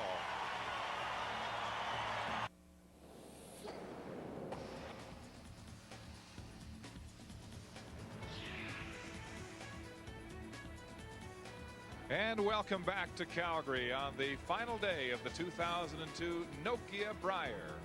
And it's been a tremendous final so far. This is the biggest shot so far. Final rock, fifth end, Dave Nedewin with a circus shot. Raised double takeout to score 4. And a tough one to swallow for young John Morris. Looking like he might get a steal. He's down 7-2 after 5 ends. And here is the scoring recap for the Ontario rink. In the first, a nose hit for 1, or rather in the second, and the fourth, a risky raise, settling for 1 to show 2 so far. And John, it's been a tremendous first 5 ends of shot making between you and Alberta, but how do you respond to that shot by David Nedewin? Well, pretty much ball game. I guess it's really been a struggle with us playing this team without a hammer in the first end, and they've nailed us every 3 games we played them, and I think that's been the difference. They have red rocks and they start with a hammer, and you saw our game against Howard yesterday. We started off great, and that's the way we like to play, and just getting down 2-0 and not getting a deuce back, and then he makes that shot for 4. It's pretty much going to be handshakes soon. I know it's awfully tough for you, but there's still 5 ends to play. Good luck. Thanks. All right, John Morris of Ontario awfully deflated here, down 7-2 after 5 ends. Let's go upstairs to the booth. Well, John Morris, Mark, had made such a good shot with his final stone of end number 5, but the final stone out of the hands of Dave Nedewin might just rank as one of the all-time great shots in a Brier final. Well, in such a sudden death game as well, and it was called right from the get-go. They knew how to hit this rock just right, and you can see Randy Ferbey so excited he forgot to sweep the 3rd rock right out of the rings. Reaching behind him, realizing that there was a possibility of a measurement for the other stone at the top of the 12-foot. And this is the reaction of Heather Nedewin and the other members of the rink as the shot is made by David Nedewin, and 4 on end number 5, and that vaults them into a 5-point lead. And as John Morris said, it might soon be handshake time. Well, certainly John's got to be very dejected, but they are playing well, and they need to score 2 points here to try to get back into this game. It's going to be very tough emotionally for them. We saw that at the Scott final with Sherry Anderson missing a key shot in that case, but certainly the momentum now in Alberta's favor, and there's going to have to be quite a few misses for this game to turn around.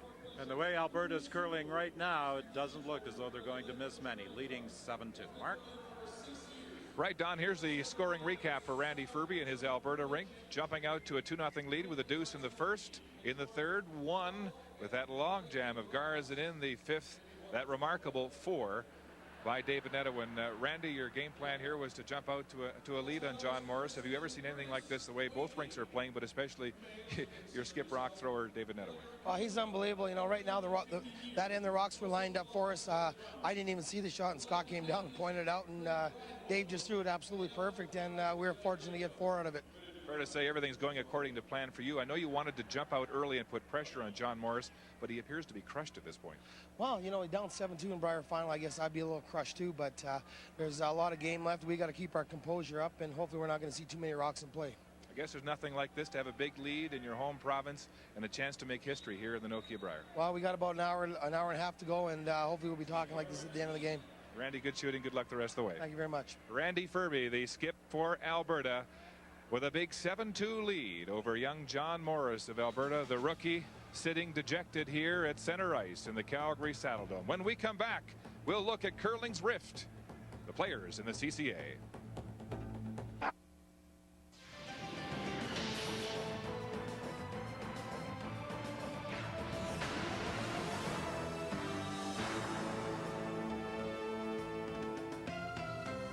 Back at the Nokia Brier final, the 5th end break, and the defending champions from Alberta with a stranglehold, a 7-2 lead over the rookies from Ontario. Well, one of the biggest stories in curling this year was the defection from the CCA of some of the game's biggest names. Kevin Martin, Wayne Madaw, Kerry Burtnick. They all boycotted the Brier to create their own rival professional league, the Grand Slam of Curling. It issued prize money, cresting, all kinds of things that have given them grievances throughout the last couple of years. But after 1 year apart, it looks like these two sides might be coming together. 2 weeks ago in small-town Strathroy, Ontario, before a crowd measured in the hundreds, the Grand Slam of curling capped its first controversial season. A breakaway faction of curling's biggest names, who banned anyone associated with the Brier. They crowned their first champion, Wayne Madaw, winner of first prize money $37,000. And with that, the brave new world of pro curling claimed a successful debut. What we did is we proved that the idea of cash curling in an arena setting with television and a live audience is sellable, and it's real, and the public likes it. And that's one thing that we didn't know. The Grand Slam was organized to conflict directly with the CCA's Season of Champions and the Brier. But this 73-year-old institution continued undaunted, selling 200,000 tickets before one qualifying rink was known. Even so, several former champions and rising stars chose to pursue the Brier. Well, I think it's fairly obvious that the Brier has done very well. We're hopeful to set a new record here this week. Don't know for sure yet, but it's certainly heading in that direction. I think we came up with a pretty good field as well. Some former champions. The competition has been great. The shot making has been fabulous. And from that end of things, I don't think much has been lost. The split was the result of years of player unrest over prize money and rules which prohibited their sponsors in the Brier. You let us wear a little crest on your arm just like I'm wearing, boom, at the Brier level. I think that would satisfy the players. It doesn't just involve a title sponsor. It doesn't just involve even some of our national sponsors. It goes down as deep as the local sponsorship packaging that we have in the event, where we've got, at this Brier, we've got probably about 12 people in the gold sponsor category, about 12 in the silver, 12 in the bronze. And we sell exclusivity. And the CCA aggressively outbid the Pro Tour for the services of charismatic Guy Hemmings, and they announced plans for 2 new cash tournaments. I think there's room in the Canadian curling universe for all parties. It's a matter of simply each respecting the other's boundaries and working cooperatively so we don't squeeze each other, and that we're careful to make everything that goes forward to be the best for the sport. I think the CCA have proven that they're willing. The players have proven that they're now willing. So as long as, I guess, the tour is fine, the tour is healthy. So with all healthy groups, we should be able to make it work. Question remains, can Canada sustain a rival pro curling league alongside the Brier? Many curlers would love to curl professionally, like golf or tennis, but with Canada being the only major curling nation in the world, many observers say the market just might not be big enough. After 5 ends here at the Pengrose Saddledome in Calgary, it's a whopping 5-point lead for Alberta.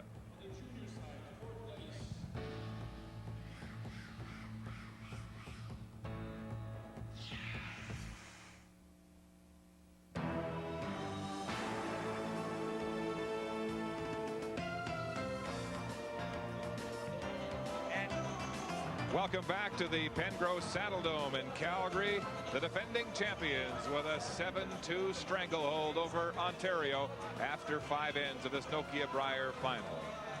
Well, there's a look at the men's field for the 2002 Ford World Curling Championships coming up in Bismarck, North Dakota. Olympic champion Paul Trulsen of Norway heading that field. 98 Olympic champion Patrick Hurleman will represent Switzerland. Warwick Smith, of course, leading Scotland. South Korea making its first appearance in competition, in the women's competition. And here's a look at our broadcast schedule. Coming up in Bismarck, the women's final. Colleen Jones back to defend April 13th at 2 Eastern. And then the men's final, April 14th at 2 Eastern. To the 6th end, back to the booth, Don, Joan, and Mike. And Mark, Colleen Jones will attempt to defend. Randy Ferbey will attempt to avenge his loss last year in Switzerland. And of course, it's this man who is looking for redemption at the World Championships. But his shot on the 5th end, perhaps not as dramatic as Al Hackner in 1985 in Moncton on the 10th end with the final stone against Pat Ryan that tied the game and sent it into an extra end with Hackner winning. But this is going to be a shot that curlers are going to talk about for a long, long time. Yeah, David, I'm sure has been having nightmares from the semifinal of the Worlds last year, but you know, that shot's going to go a long way to getting them back and give him another shot at it. And as I think a lot of curlers that watched that semifinal last year are pulling for him just to give him that shot again. And I think curlers respect great shot making, especially when it is called, and that was the great thing. It's a final, the Canadian Brier final, and Randy Ferbey and Dave Nedwin called that shot the entire way and made it perfectly, and that's what'll rank as one of the greatest shots.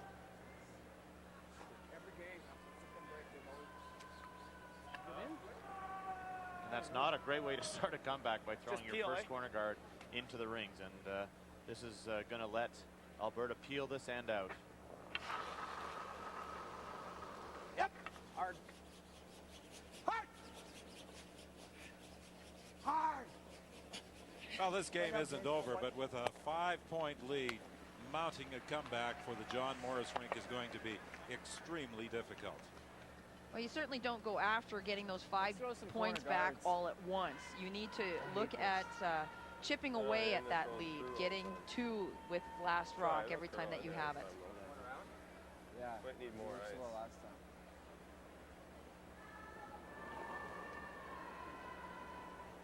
Easy. I'm gonna be back there. Line only. Yep, line. Room. Lots of weight. Yep. Lots.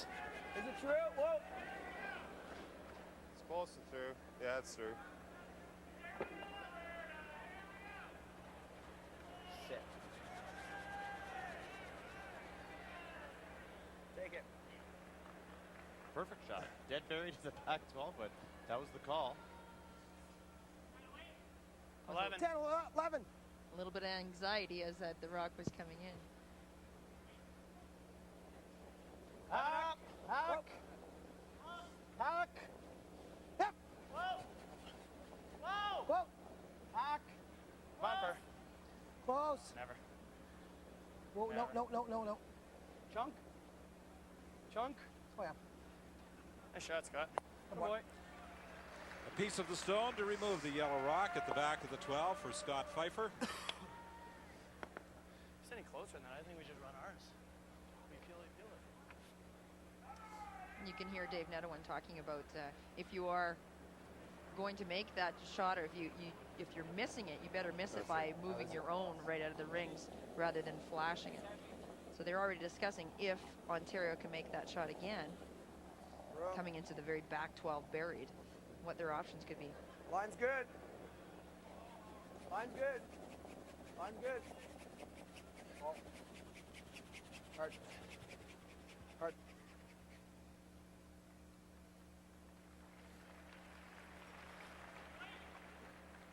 Well, why aren't we just ripping it? I don't know why you want to stick. Well, you don't want to just rip it? Well, that's the same thing, what? Whatever you like.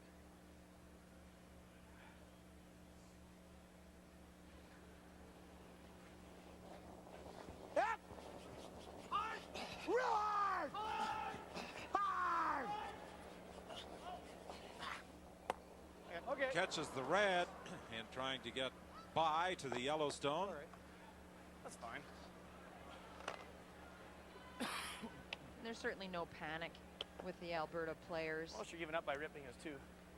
You ever curl too much and stick, or? Oh, I know. Guard. I didn't even mind ripping ours. Doesn't even have to guard it. Well, you heard John Morris at the 5th end break talking with Mark Lee and saying it's pretty much handshake time. Some of his body language now pretty much suggests that John realizes a comeback is virtually impossible. Well, it is with that attitude anyway. You know, they have to certainly take this opportunity now to score too. They got a miss from Alberta despite having their rock come into the rings, and if they can manage a deuce here, 7-3 with 4 ends to play, you know, it's mathematically certainly not out of it. They have to get back into the game though. John again is not looking too happy out there. Okay, Ferb. Yeah, he thought he had made such a good shot, and he had with his final stone of the 5th end. Yep. Clean. Oh, clean.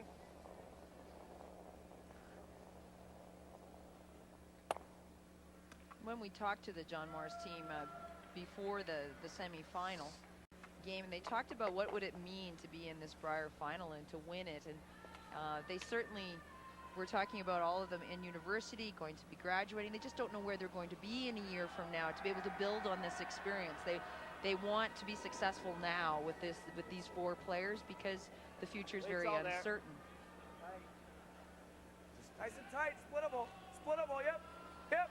When you talk to so many good players, it's very, very difficult to come to your first national championship and win it the first time that you're there. It's almost that you need to come and experience it, learn that mental toughness that it takes to survive the grueling round robin and the high pressure sudden death games.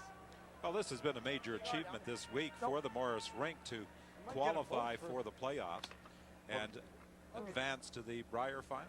Well, certainly they were one of the 2 favorites coming in. I think most of the curlers here figured would be Ontario and Alberta just because of the talent level on this Morris team. They are very, very good, and you know, as I said, it's such a small line now that one great shot by Dave Nedwin, missed that shot. It's 3-3 playing this 6th end, but Dave has made great shot after great shot throughout the week, and we saw that as well in last year's Brier final against Kerry Burtnick. I think they got to make some shots now.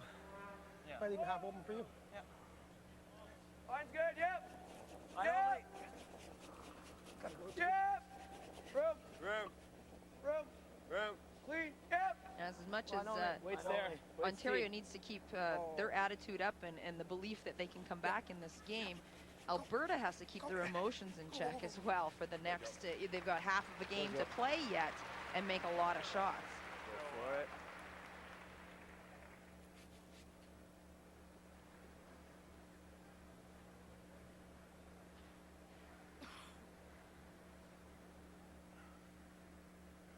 Well, we've talked since the start of the telecast about the aggressive style of Alberta.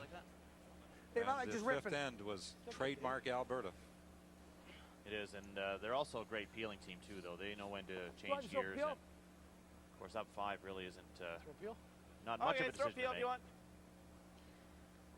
Dave Nedwin came down and was talking about throwing bumper weight, and I think Randy Ferbey talked him into playing the peel just to pick that one out.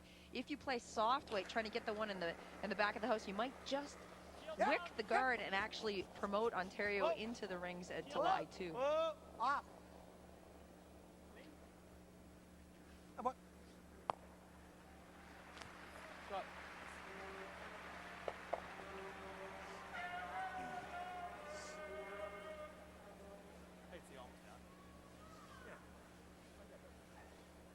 John needs to get this one buried. Like it in front of the tee line, but doesn't want to give Dave another free run at a easy pick.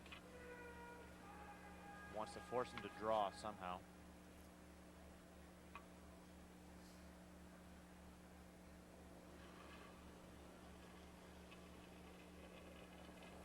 Yeah.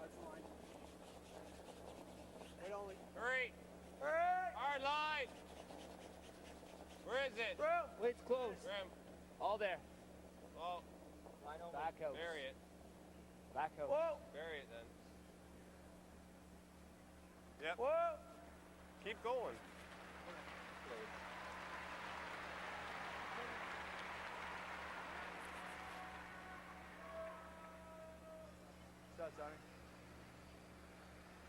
Dave Nedwin will try the spot right there and follow much the same path. His final stone of the 6th end. I'm sure after the 5th end he relished the break between the 5th and 6th end because the adrenaline after that shot must have really been flowing. Well, it certainly is his adrenaline and this entire crowd that kept going and going and cheering for quite some time.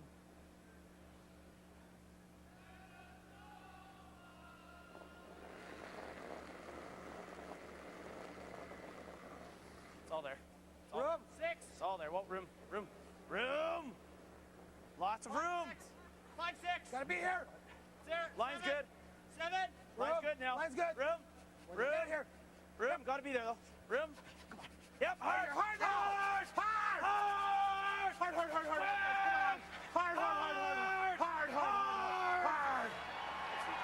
Nice shot.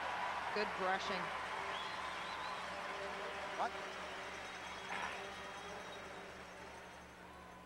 Chris. Yeah, I know. John Morris playing a raise. I played 2 shots, eh? Remember those hit and rolls on the guards? Ran pretty straight. Trying for his deuce. Let's finish a bit, though. Talk about tough shot. There is a shot there for one on the just following Dave down, but John feels he needs to score now. Rightly Just so. forward! Yep. All right. Whoa! Whoa! Trying the run back, the yellow onto the red. Will it curl enough? He's going to jam it, and it's a steal of 1. So things just get worse for John Morris and his Ontario hopefuls. They now trail by 6.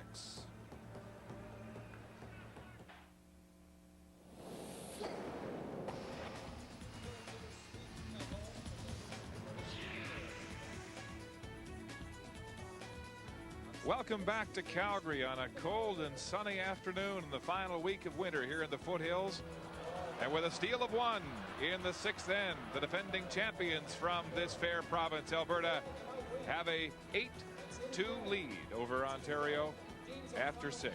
And a reminder that on Wednesday, March 27th at 8 p.m. local time, CBC Sports will present the Canadian Sport Awards, the 29th annual edition, hosted by Ron McLean. Athletes, coaches, officials, and volunteers will be honored in several categories.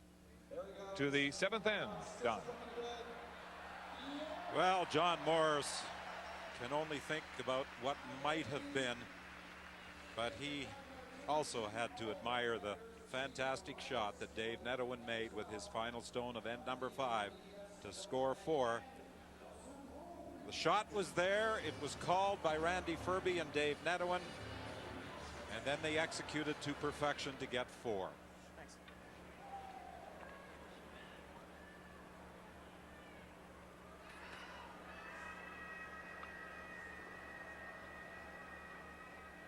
Next year's Brier will be held in Halifax, and if you're looking for tickets, you can begin making plans now. This is the number to call, 1-866 Nokia 03. 6, guys. Easy, easy, easy. Clean. It's all there, all there. Whoop, whoop, whoop, whoop, whoop, whoop, whoop. Whoop, whoop.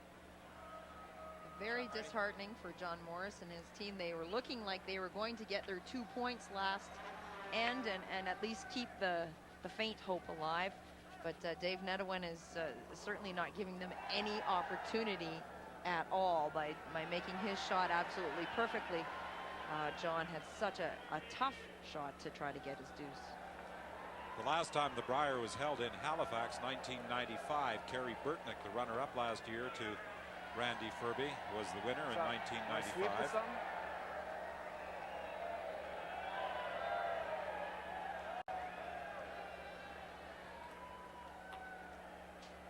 That was the last time that Saskatchewan had a finalist at the Brier. Brad Height losing to Burtnick by a score of 10-8.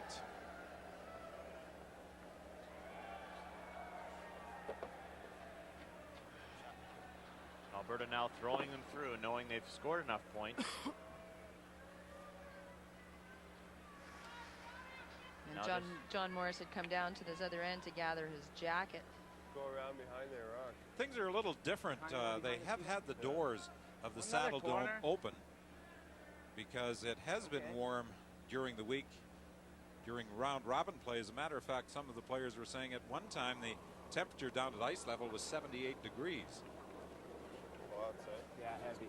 Yes, the players were talking about sweeping, doing so much sweeping when it's so warm in the building, and how much they would perspire and how much water they needed to drink to rehydrate themselves. Right off. Ball. Nice freeze.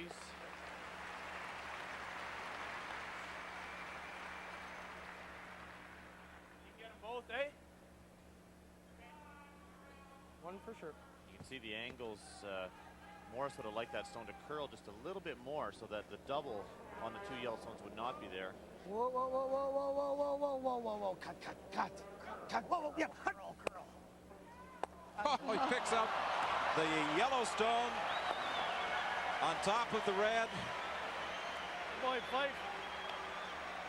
They said you can get them both. The possibility was there, and he does. You could hear how intensely Randy Ferbey was talking to this stone just to curl up a little bit so that shot was there. When things are going right, those shots just seem so easy to make. Back 12, skip the line. Pick. Freeze. Short. It's a guard. It's a guard. Picked. Okay, just it's got something under it. When you get all the breaks, you get all the breaks. Well, maybe John Morris wasn't trying to play mind games when, after his loss in the 1-2 playoff game, he said, I don't know whether this Randy Ferbey team can be beaten. It certainly looked very, very sharp this week. They losing their first game of the week so badly. I think a lot of people were wondering whether they were ready here. But from that moment on, after that first game, Dave Nedwin has made everything, and he just continued his play here into the final. Like 10 feet over the hog line. Yeah, don't feel 30 Now that's feet something John Morris said. How did they manage to lose 2 games this week after the 1-2 playoff game in the Page playoff format? And those 2 losses were lopsided losses. 10-2 to Russ Howard of New Brunswick, and then 8-3 to Newfoundland. Which just goes to show you that any team can be beaten at any given point in time if they do not execute their shots. It all comes down to one game on one day. Obviously, Alberta has been playing very well all weekend and is continuing that today, but you just don't know when you're coming in. Sport is very unpredictable whether that play will continue today or not. Well, Russ Howard played well in the game to open the competition. Mark Noseworthy of Newfoundland, a tremendous game in the 8-3 drubbing of Randy Ferbey's crew. Hurry! And to be fair to Alberta, in loss to New Brunswick, first draw, Dave Nedwin had a very bad pick that cost them a steal of 3 or 4 points early in that game. And against Mark Noseworthy, the game was virtually meaningless. They'd already guaranteed themselves first place, and so they maybe came out a little bit flatter than perhaps they would have otherwise. Throw a freeze instead, trick them. But other than that, they have been untouchable. You see Ontario trying to stay loose. They have to be so disappointed and devastated, down 6 points with 4 ends to go, and they're trying to create some humor and relieve some of that tension. Line's really good. Weight's still there. Heavy. Sit. Okay.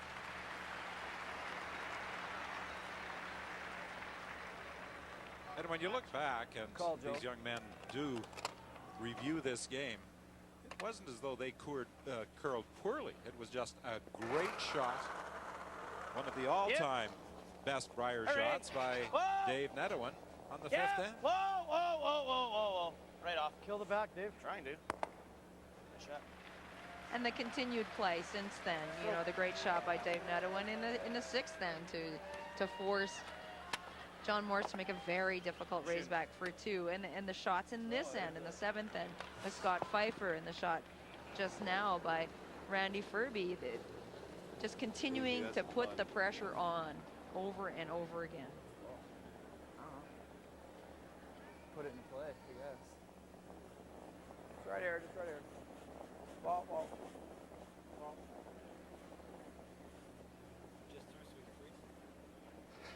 As a team, Alberta is curling 89% through 6. Ontario 85%. For Ontario, those are solid numbers.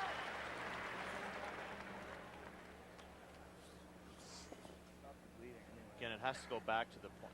The issue is that there's so much can happen when you can throw the big weight accurately, and by leaving stones in play and by playing so aggressively, the risk is always there giving up a big end, and that's why positioning of your stones is so critical at this level. Clean. Yep. That's good.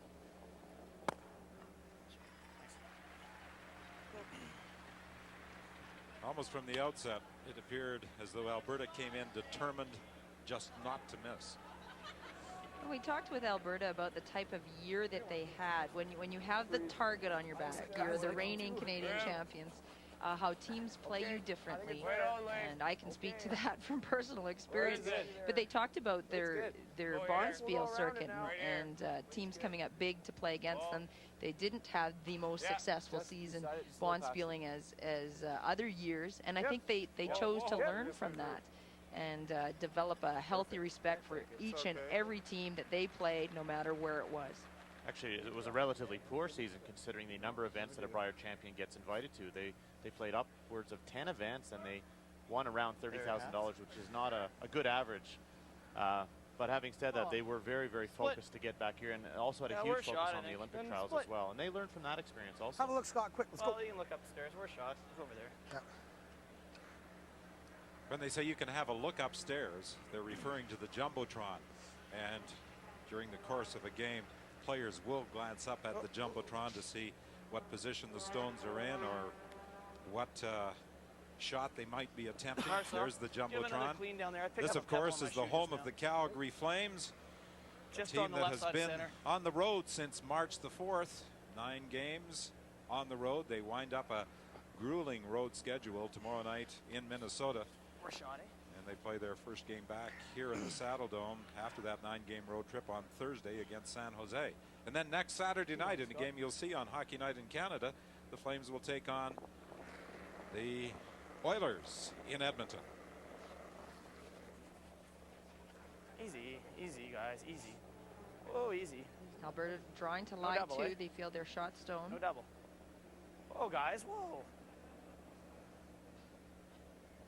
If there's any double possibility at all, you know John Morris is going to play it. But this needs to stop just short of the T line. Good spot. No double there. Sweet.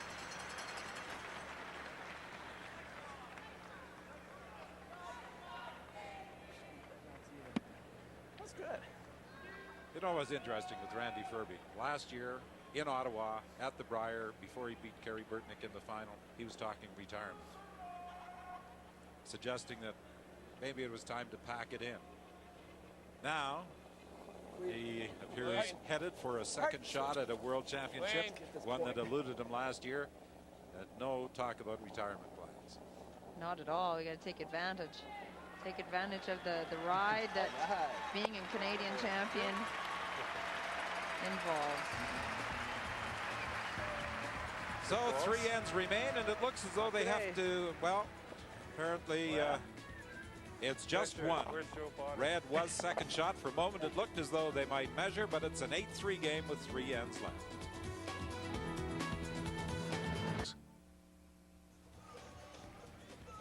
Back in Calgary, and the final of the Nokia Brier in 2002 and the coronation of the defending champions Albany Academic. After 7 ends, it's Alberta leading Ontario 8-3. Next week on Hockey Night in Canada, the Leafs, who've had 3 overtime ties the last 3 Saturday nights, will meet Buffalo, one of the teams they tied in those games. And viewers in Quebec will see Dougie Gilmour and the Montreal Canadiens in Nashville to play the Predators. And the nightcap of our doubleheader, Calgary and Edmonton in the rivalry along Highway 2 here in Alberta. The Oilers 3 points out of a playoff spot in the West, and Calgary right now 7 points out of the playoffs as we come back to a rather loud Saddle Dome with 3 ends to go down. Yes, and this Saddle Dome, folks had anticipated would be loud in the month of April. With the Calgary Flames off to such a good start this National Hockey League season, there was anticipation of playoff games in this facility. They may still occur, but after a 3-1 loss last night to Columbus, things don't look promising at all for the Flames. And the Oilers, of course, with their victory over Washington, with a possibility of making that late season run to get a playoff position, entertaining the players and the spectators as they do late in every game in the Saddle Dome, the Smooch Cam. We just have to hope that it is a husband and wife combination out there, or I was actually kind of hoping that they wouldn't come up here. Not the 50-50, 15,000 though. And the crowd gets right into the smooch cam and cheering people Hey, 50-50 is like 15 grand. to perform. 15 And they were grand. booing because that couple wouldn't kiss. We should have bought a ticket. Why? Because we're so lucky? Yeah, exactly. Yeah, we would have won that for sure. They're talking about buying it. They should have bought a 50-50 ticket here at the Saddle Dome. The pots have been amazing, actually. They're talking about a $15,000 split today. That's a huge amount of money, and all that money does go to the local area curling clubs here in Calgary.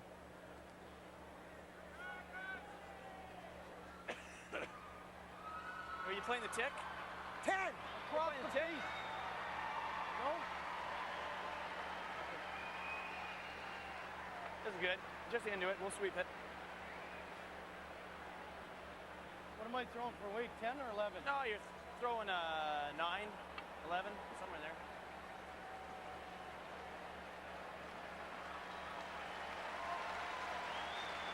Got something. Trying the tick shot Got here. real hard. Backline weight. Hard! Hard, hard, hard, hard. Hard! This might not be bad. Hard, Scott, hard! They're going to push it just a touch too far, so the stone will be replaced. You see it actually melted into the rings right there. And the moment that Rock let the stone go, he said it picked something. You can see how unenthusiastic John Morris is, because many teams would be up there when the Rock was making contact, sweeping that vigorously to get it to the board. Got some ice?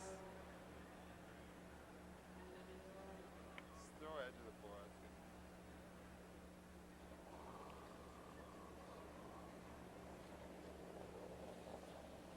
Well, this young team went to the Olympic trials in Regina in December with high hopes. They were beaten there.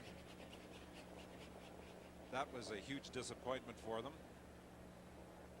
But then they refocused on the provincial championships. Won Ontario, made it to the Brier, got into the final. They'll have to refocus and contemplate their future, because, as you suggested earlier, as university students, they're not certain whether they'll be together that much longer. Whether they will reassemble next year for another shot remains to be seen.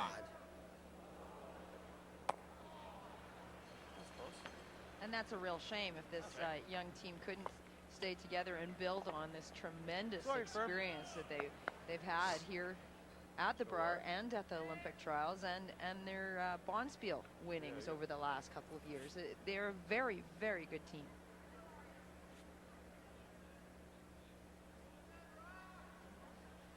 Don't ever throw the intern come around.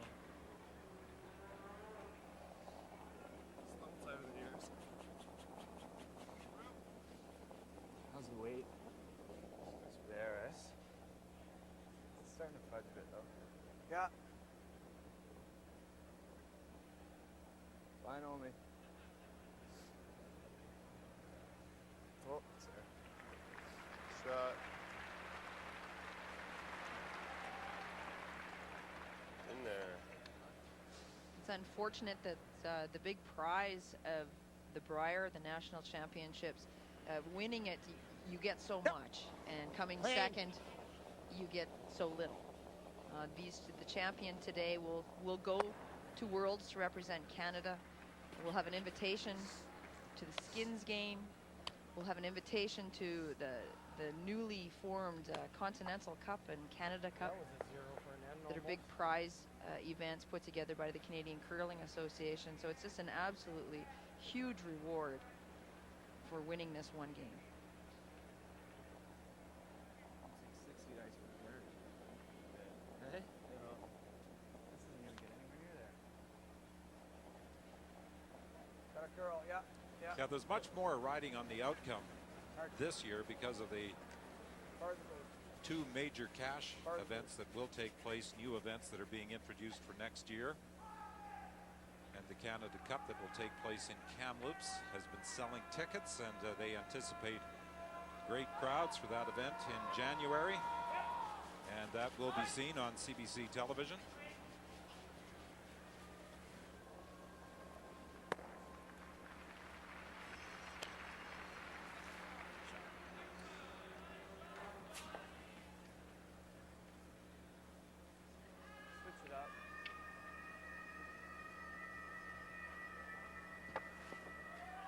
I think what may have motivated Randy Ferbey and Dave Nedohin as much as anything else in this year's Brier was the opportunity to go back to the World Championships where they were so disappointed last year.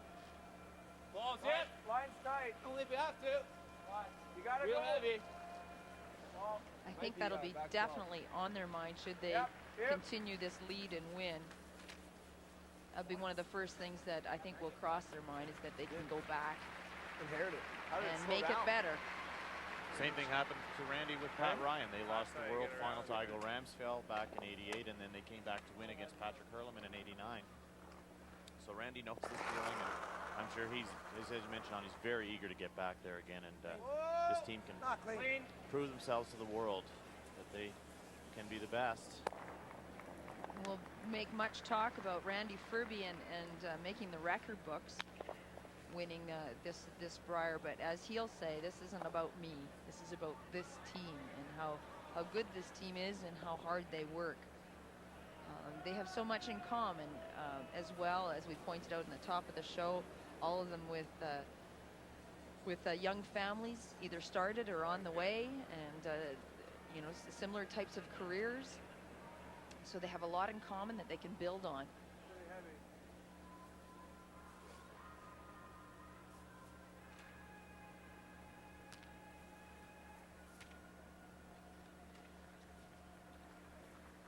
16 skips are in the record books as having won 2 Brier titles.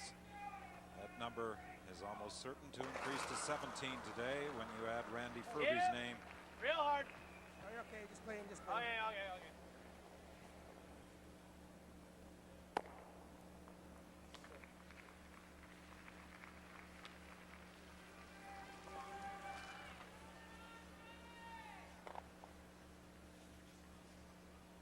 John Morris, a double Canadian junior men's champion and a double world junior champion. And you can see how deflated he is. He certainly is not saying very much. Obviously just putting in some time now, finishing off the game.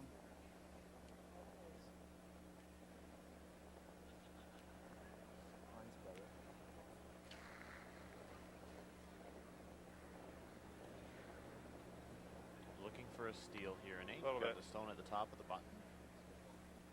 That's perfect. Go right off. Shot, John. Pretty fast.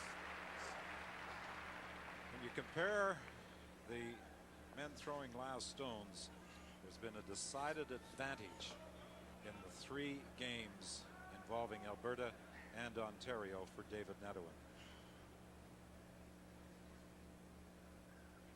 And just have to look at the numbers for Dave Nedohin. Don't even have to bother looking at John Morris's. All 3 games, right around 90%, which is hard to lose when your skip's throwing 90%. And John's numbers have dropped since the 5th end break. He was in the mid-80s after 5 ends, and a little lack of enthusiasm here the last 2 or 3 ends caused him to miss a couple of shots, particularly the raise in 6 was a very tough shot. We talked about just how emotional John Morris is. He's animated. He wears those feelings out on his sleeve, and he doesn't. It's not part of his personality to try to hide that. But listen to the crowd response as he settles in the hack.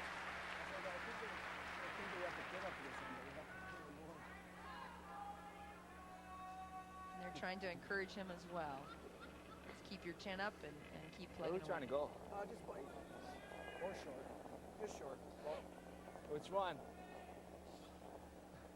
Wait it. Well, where is it? Looks like it's right in here. Well, it's in. How corner far? freeze. Just bite. It's probably corner frozen. Oh, right off.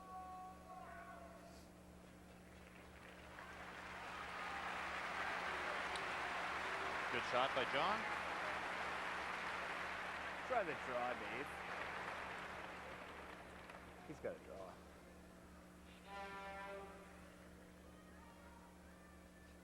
That's Ontario talking. I don't think Dave's going to try the draw. Up 5. 5-point lead. You're hitting things that are yellow. That side? Okay. Bonus to make this double, but they're really Nailed it, not Dave. all that concerned if they give up a steal.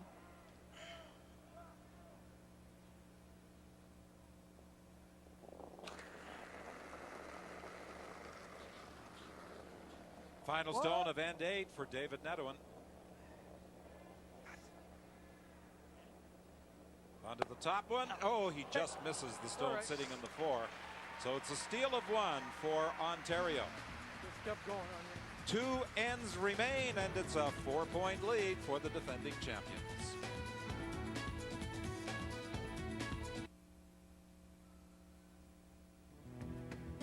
Ford Hot Shots, this year's first prize, a 2002 Ford Focus ZX5.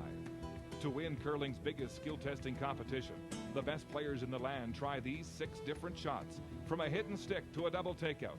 A maximum of 5 points awarded for a perfect shot. Of the 48 men who qualified for the Brier, the field came down to the finalists. BC skip Pat Ryan against Saskatchewan lead Grant Odishaw.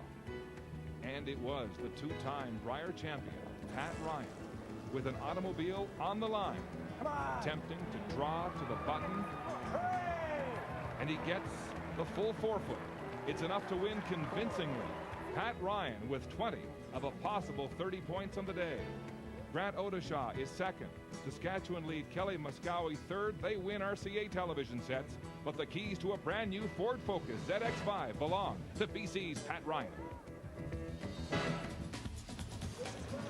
And a reminder, our final broadcast from the 2002 Paralympic Games from Salt Lake City, Utah, coming up tonight at 11:30 local time on CBC television.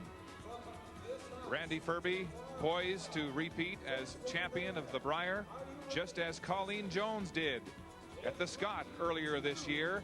And the last time the Canadian men and women's champions had repeats was 1988-89, when Heather Houston did the trick along with Pat Ryan, when this man, Randy Ferbey, was Ryan's third. Don? Yes, and now Randy Ferbey has an opportunity to provide the province of Alberta with his 20th Brier title. Manitoba leads with 26, and Ontario is in third place, and they will remain, it almost appears certain, with just 8 Brier titles. And Randy Ferbey will join the Richardsons, Arnold, Sam, and Ernie as 4-time Brier champions. Russ Howard of New Brunswick was a semifinal loser to John Morris and his Ontario team yesterday. Russ Howard is a 2-time Canadian champion, winning the title in 1987 and 93, the all-time winningest skip in Brier history, 93 career wins in 11 Brier appearances. And he's talking about trying to make it back to the Brier, playing with his son Stephen. Stephen was a competitor in the New Brunswick Playdowns this year. Said he's got to wait a couple years. Stephen's still 17, but a very, very good player. And he'd personal goal and dream of his to hang on to play with his son. Stephen lost the provincial final actually in New Brunswick as at third.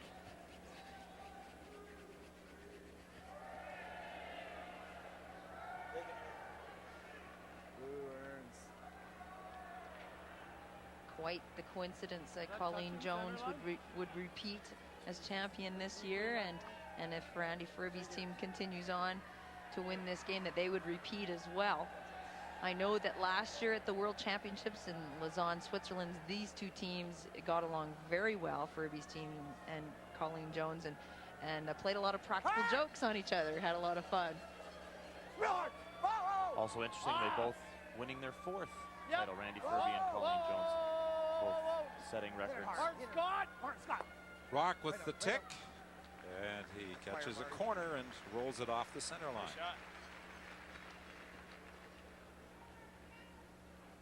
You know, we were talking about the 3-rock rule as opposed to the 4-rock rule that is used in international play and some of the differences in the game with the Alberta team. And Rock was saying, and he's opposed to the 4-rock game. Speaking as a lead, he said, under a 4-rock rule, all I'd ever do is play draws. I'd never play hits. But he was saying you have that extra room in international play, as we saw at the Olympic Games, to play those tick shots. And that 2 feet makes a big difference.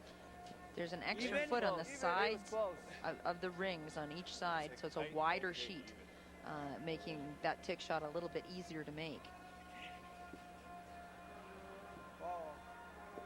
Yeah, the Alberta team actually is convinced you have to talk to the players and get them to play more aggressively, whether it be 3-rock or 4-rock.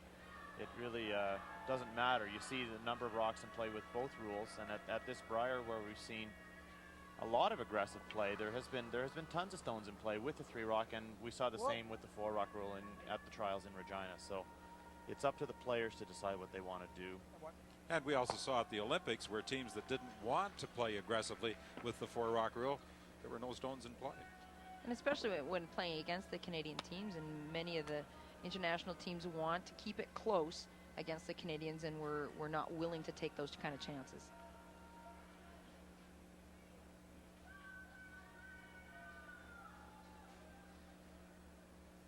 But what was interesting here at this year's Brier, when you got down to the final 4 teams in the playoffs, Scott Vitz of Saskatchewan, Russ Howard of New Brunswick, John Morris of Ontario, and Randy Ferbey, all 4 teams like to play aggressively. There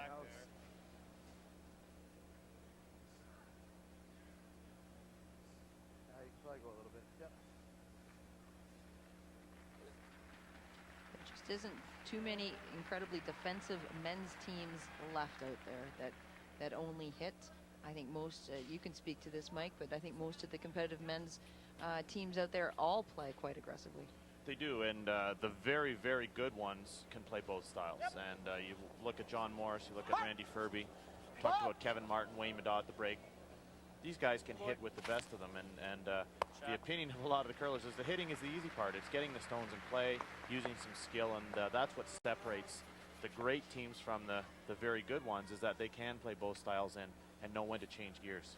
Of course, when Randy Ferbey was with Pat Ryan, they were one of the great hitting teams back in '88 and '89. Well, you even talk about Ed Wernick as one of the most aggressive players ever. In 1990, when he won the Brier, he hit his way to the title. They had a great peeling team, Pat Pro, Ian Tetley at front end, and they just hit their way. They'd get a 1-point lead, and that game would be over as well. So I think the point here at a high level of competitive play is that you have to be able to have a balanced attack. You have to be able to throw the big weight accurately and then turn around and play a very aggressive finesse draw type of game as well. You have to have it all to be able to win at this level.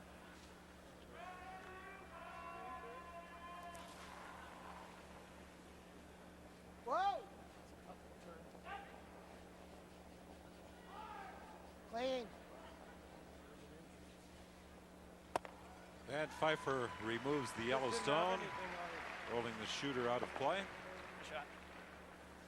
John Morris using corner guards. Traditionally, when you're trying to steal 1 point, you use a center guard. When you're stealing more than one, you're just trying to lie 2 or 3 somehow in this end and hope for a mistake on Dave Nedwin's last one.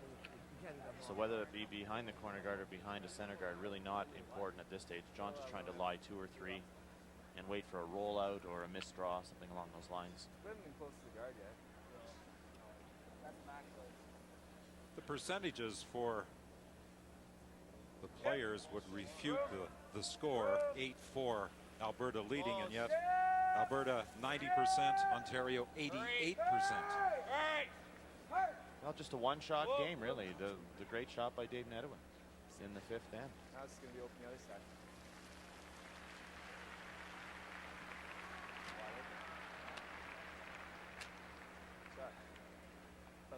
See you with this turn, eh? And that rock over curl became very close to the long guard, and now Or a bumper. is open on the other side. Feel the guard? Yeah.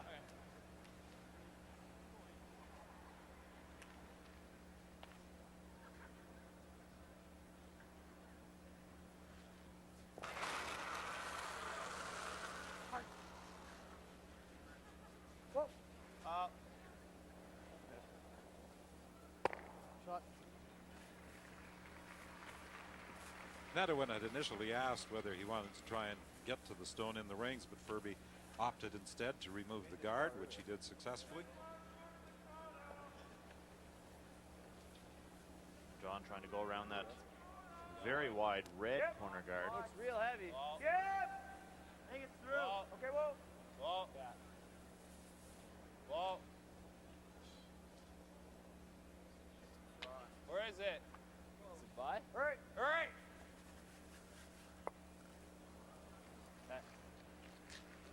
That was just a miscommunication. Well, they didn't want to sweep it early because they thought it was heavy, and it turned out it got into the little bit of a frost that's out in the wings. Not been a big problem considering the huge crowds, though, John. The ice makers have really controlled that very, very well. And as the ice makers will tell you, it's all about the building that you're in, and a building that has the ability to dehumidify and to circulate air is what they like the best. A hit and a roll over on top of the yellow on the right-hand side of the house.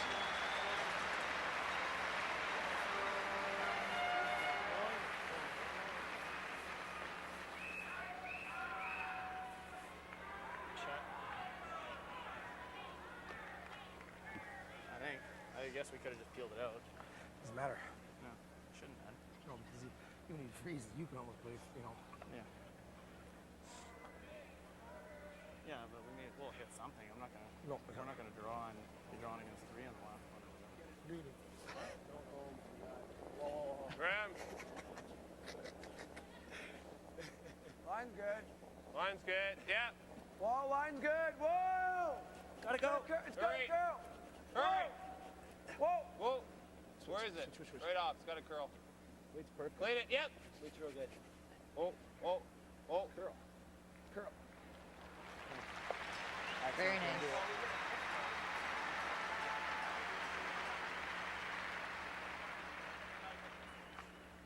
Wait. Fortunately, they're done. Well, I'll only get back one, I think, but that's okay. And you'll see some heat coming down here. Big weight hit. Rather than trying to hit it on the outside, they're hitting it actually on the center line side, driving their red zone onto the third shot at the back 12.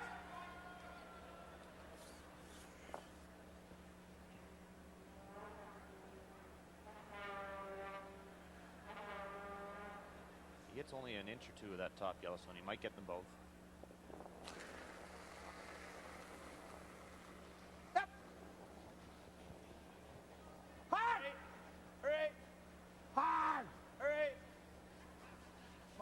Top yellow onto the red, and the other yellow will go. The top yellow remains in the rings.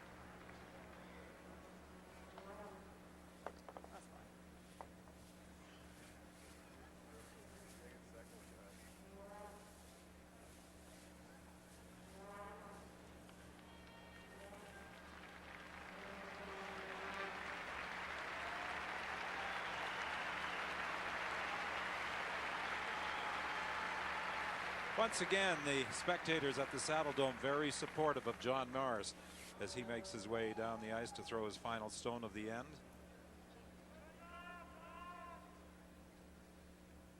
He's treated them to some fine shot making during the week.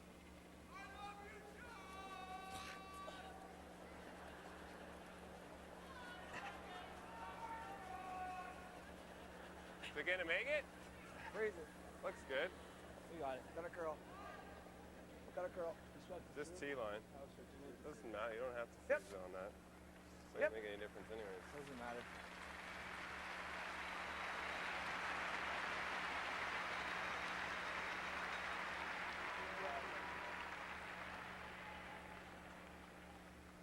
Is that what turn hit? Yeah, exactly.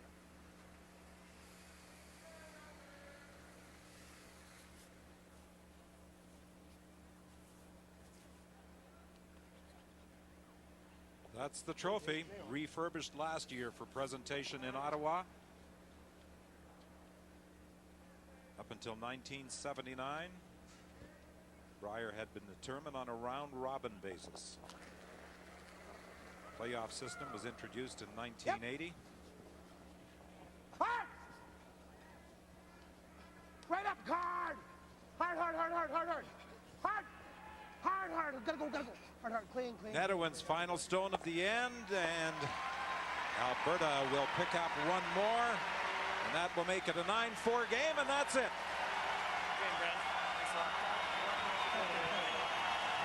Randy Ferbey becomes a 4-time Brier winner.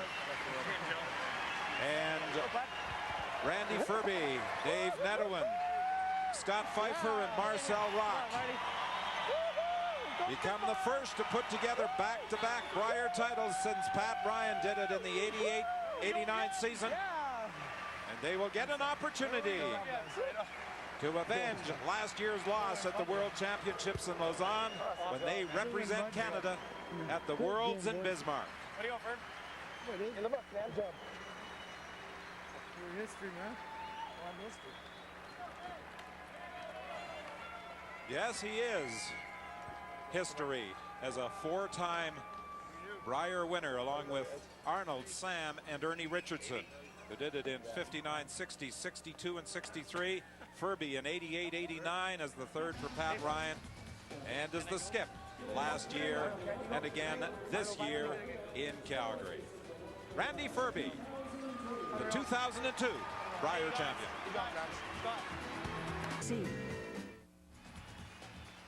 The Randy Ferbey rink of Alberta, the first back-to-back champions at the Brier in 13 years, and Ferbey in distinguished company now with 4.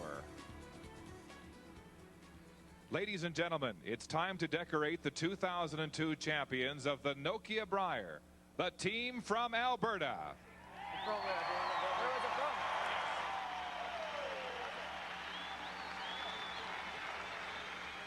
Yeah, they start here in one of every province. How many they buried? Alberta? Their coach, Brian Moore. 5th, Dan Holloway-Chuck. Lead, Marcel Rock. 2nd, Scott Pfeiffer. 3rd, David Netherwin. And their skip, Randy Ferbey.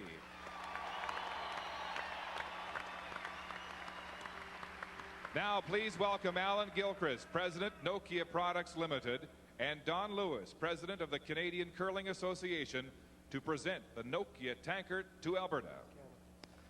Gentlemen, thank you again for re-winning this title, Canadian Championship. I must tell the audience that when you brought this back on Friday night, I thanked you for bringing the trophy back. And if you recall, you looked at me and said, Al, it's only on loan for 9 days. We're taking it back on Sunday. Congratulations. Thank you very much. Okay, thank you. Thank you. Thank you. Thank you. Thank you very much. Thank you. Thank you. Thank you. Thanks, Al. Thank you very much. Thank you. Pleasure. Thank you. Ladies and gentlemen, once again, the 2002 Nokia Brier champions, Alberta.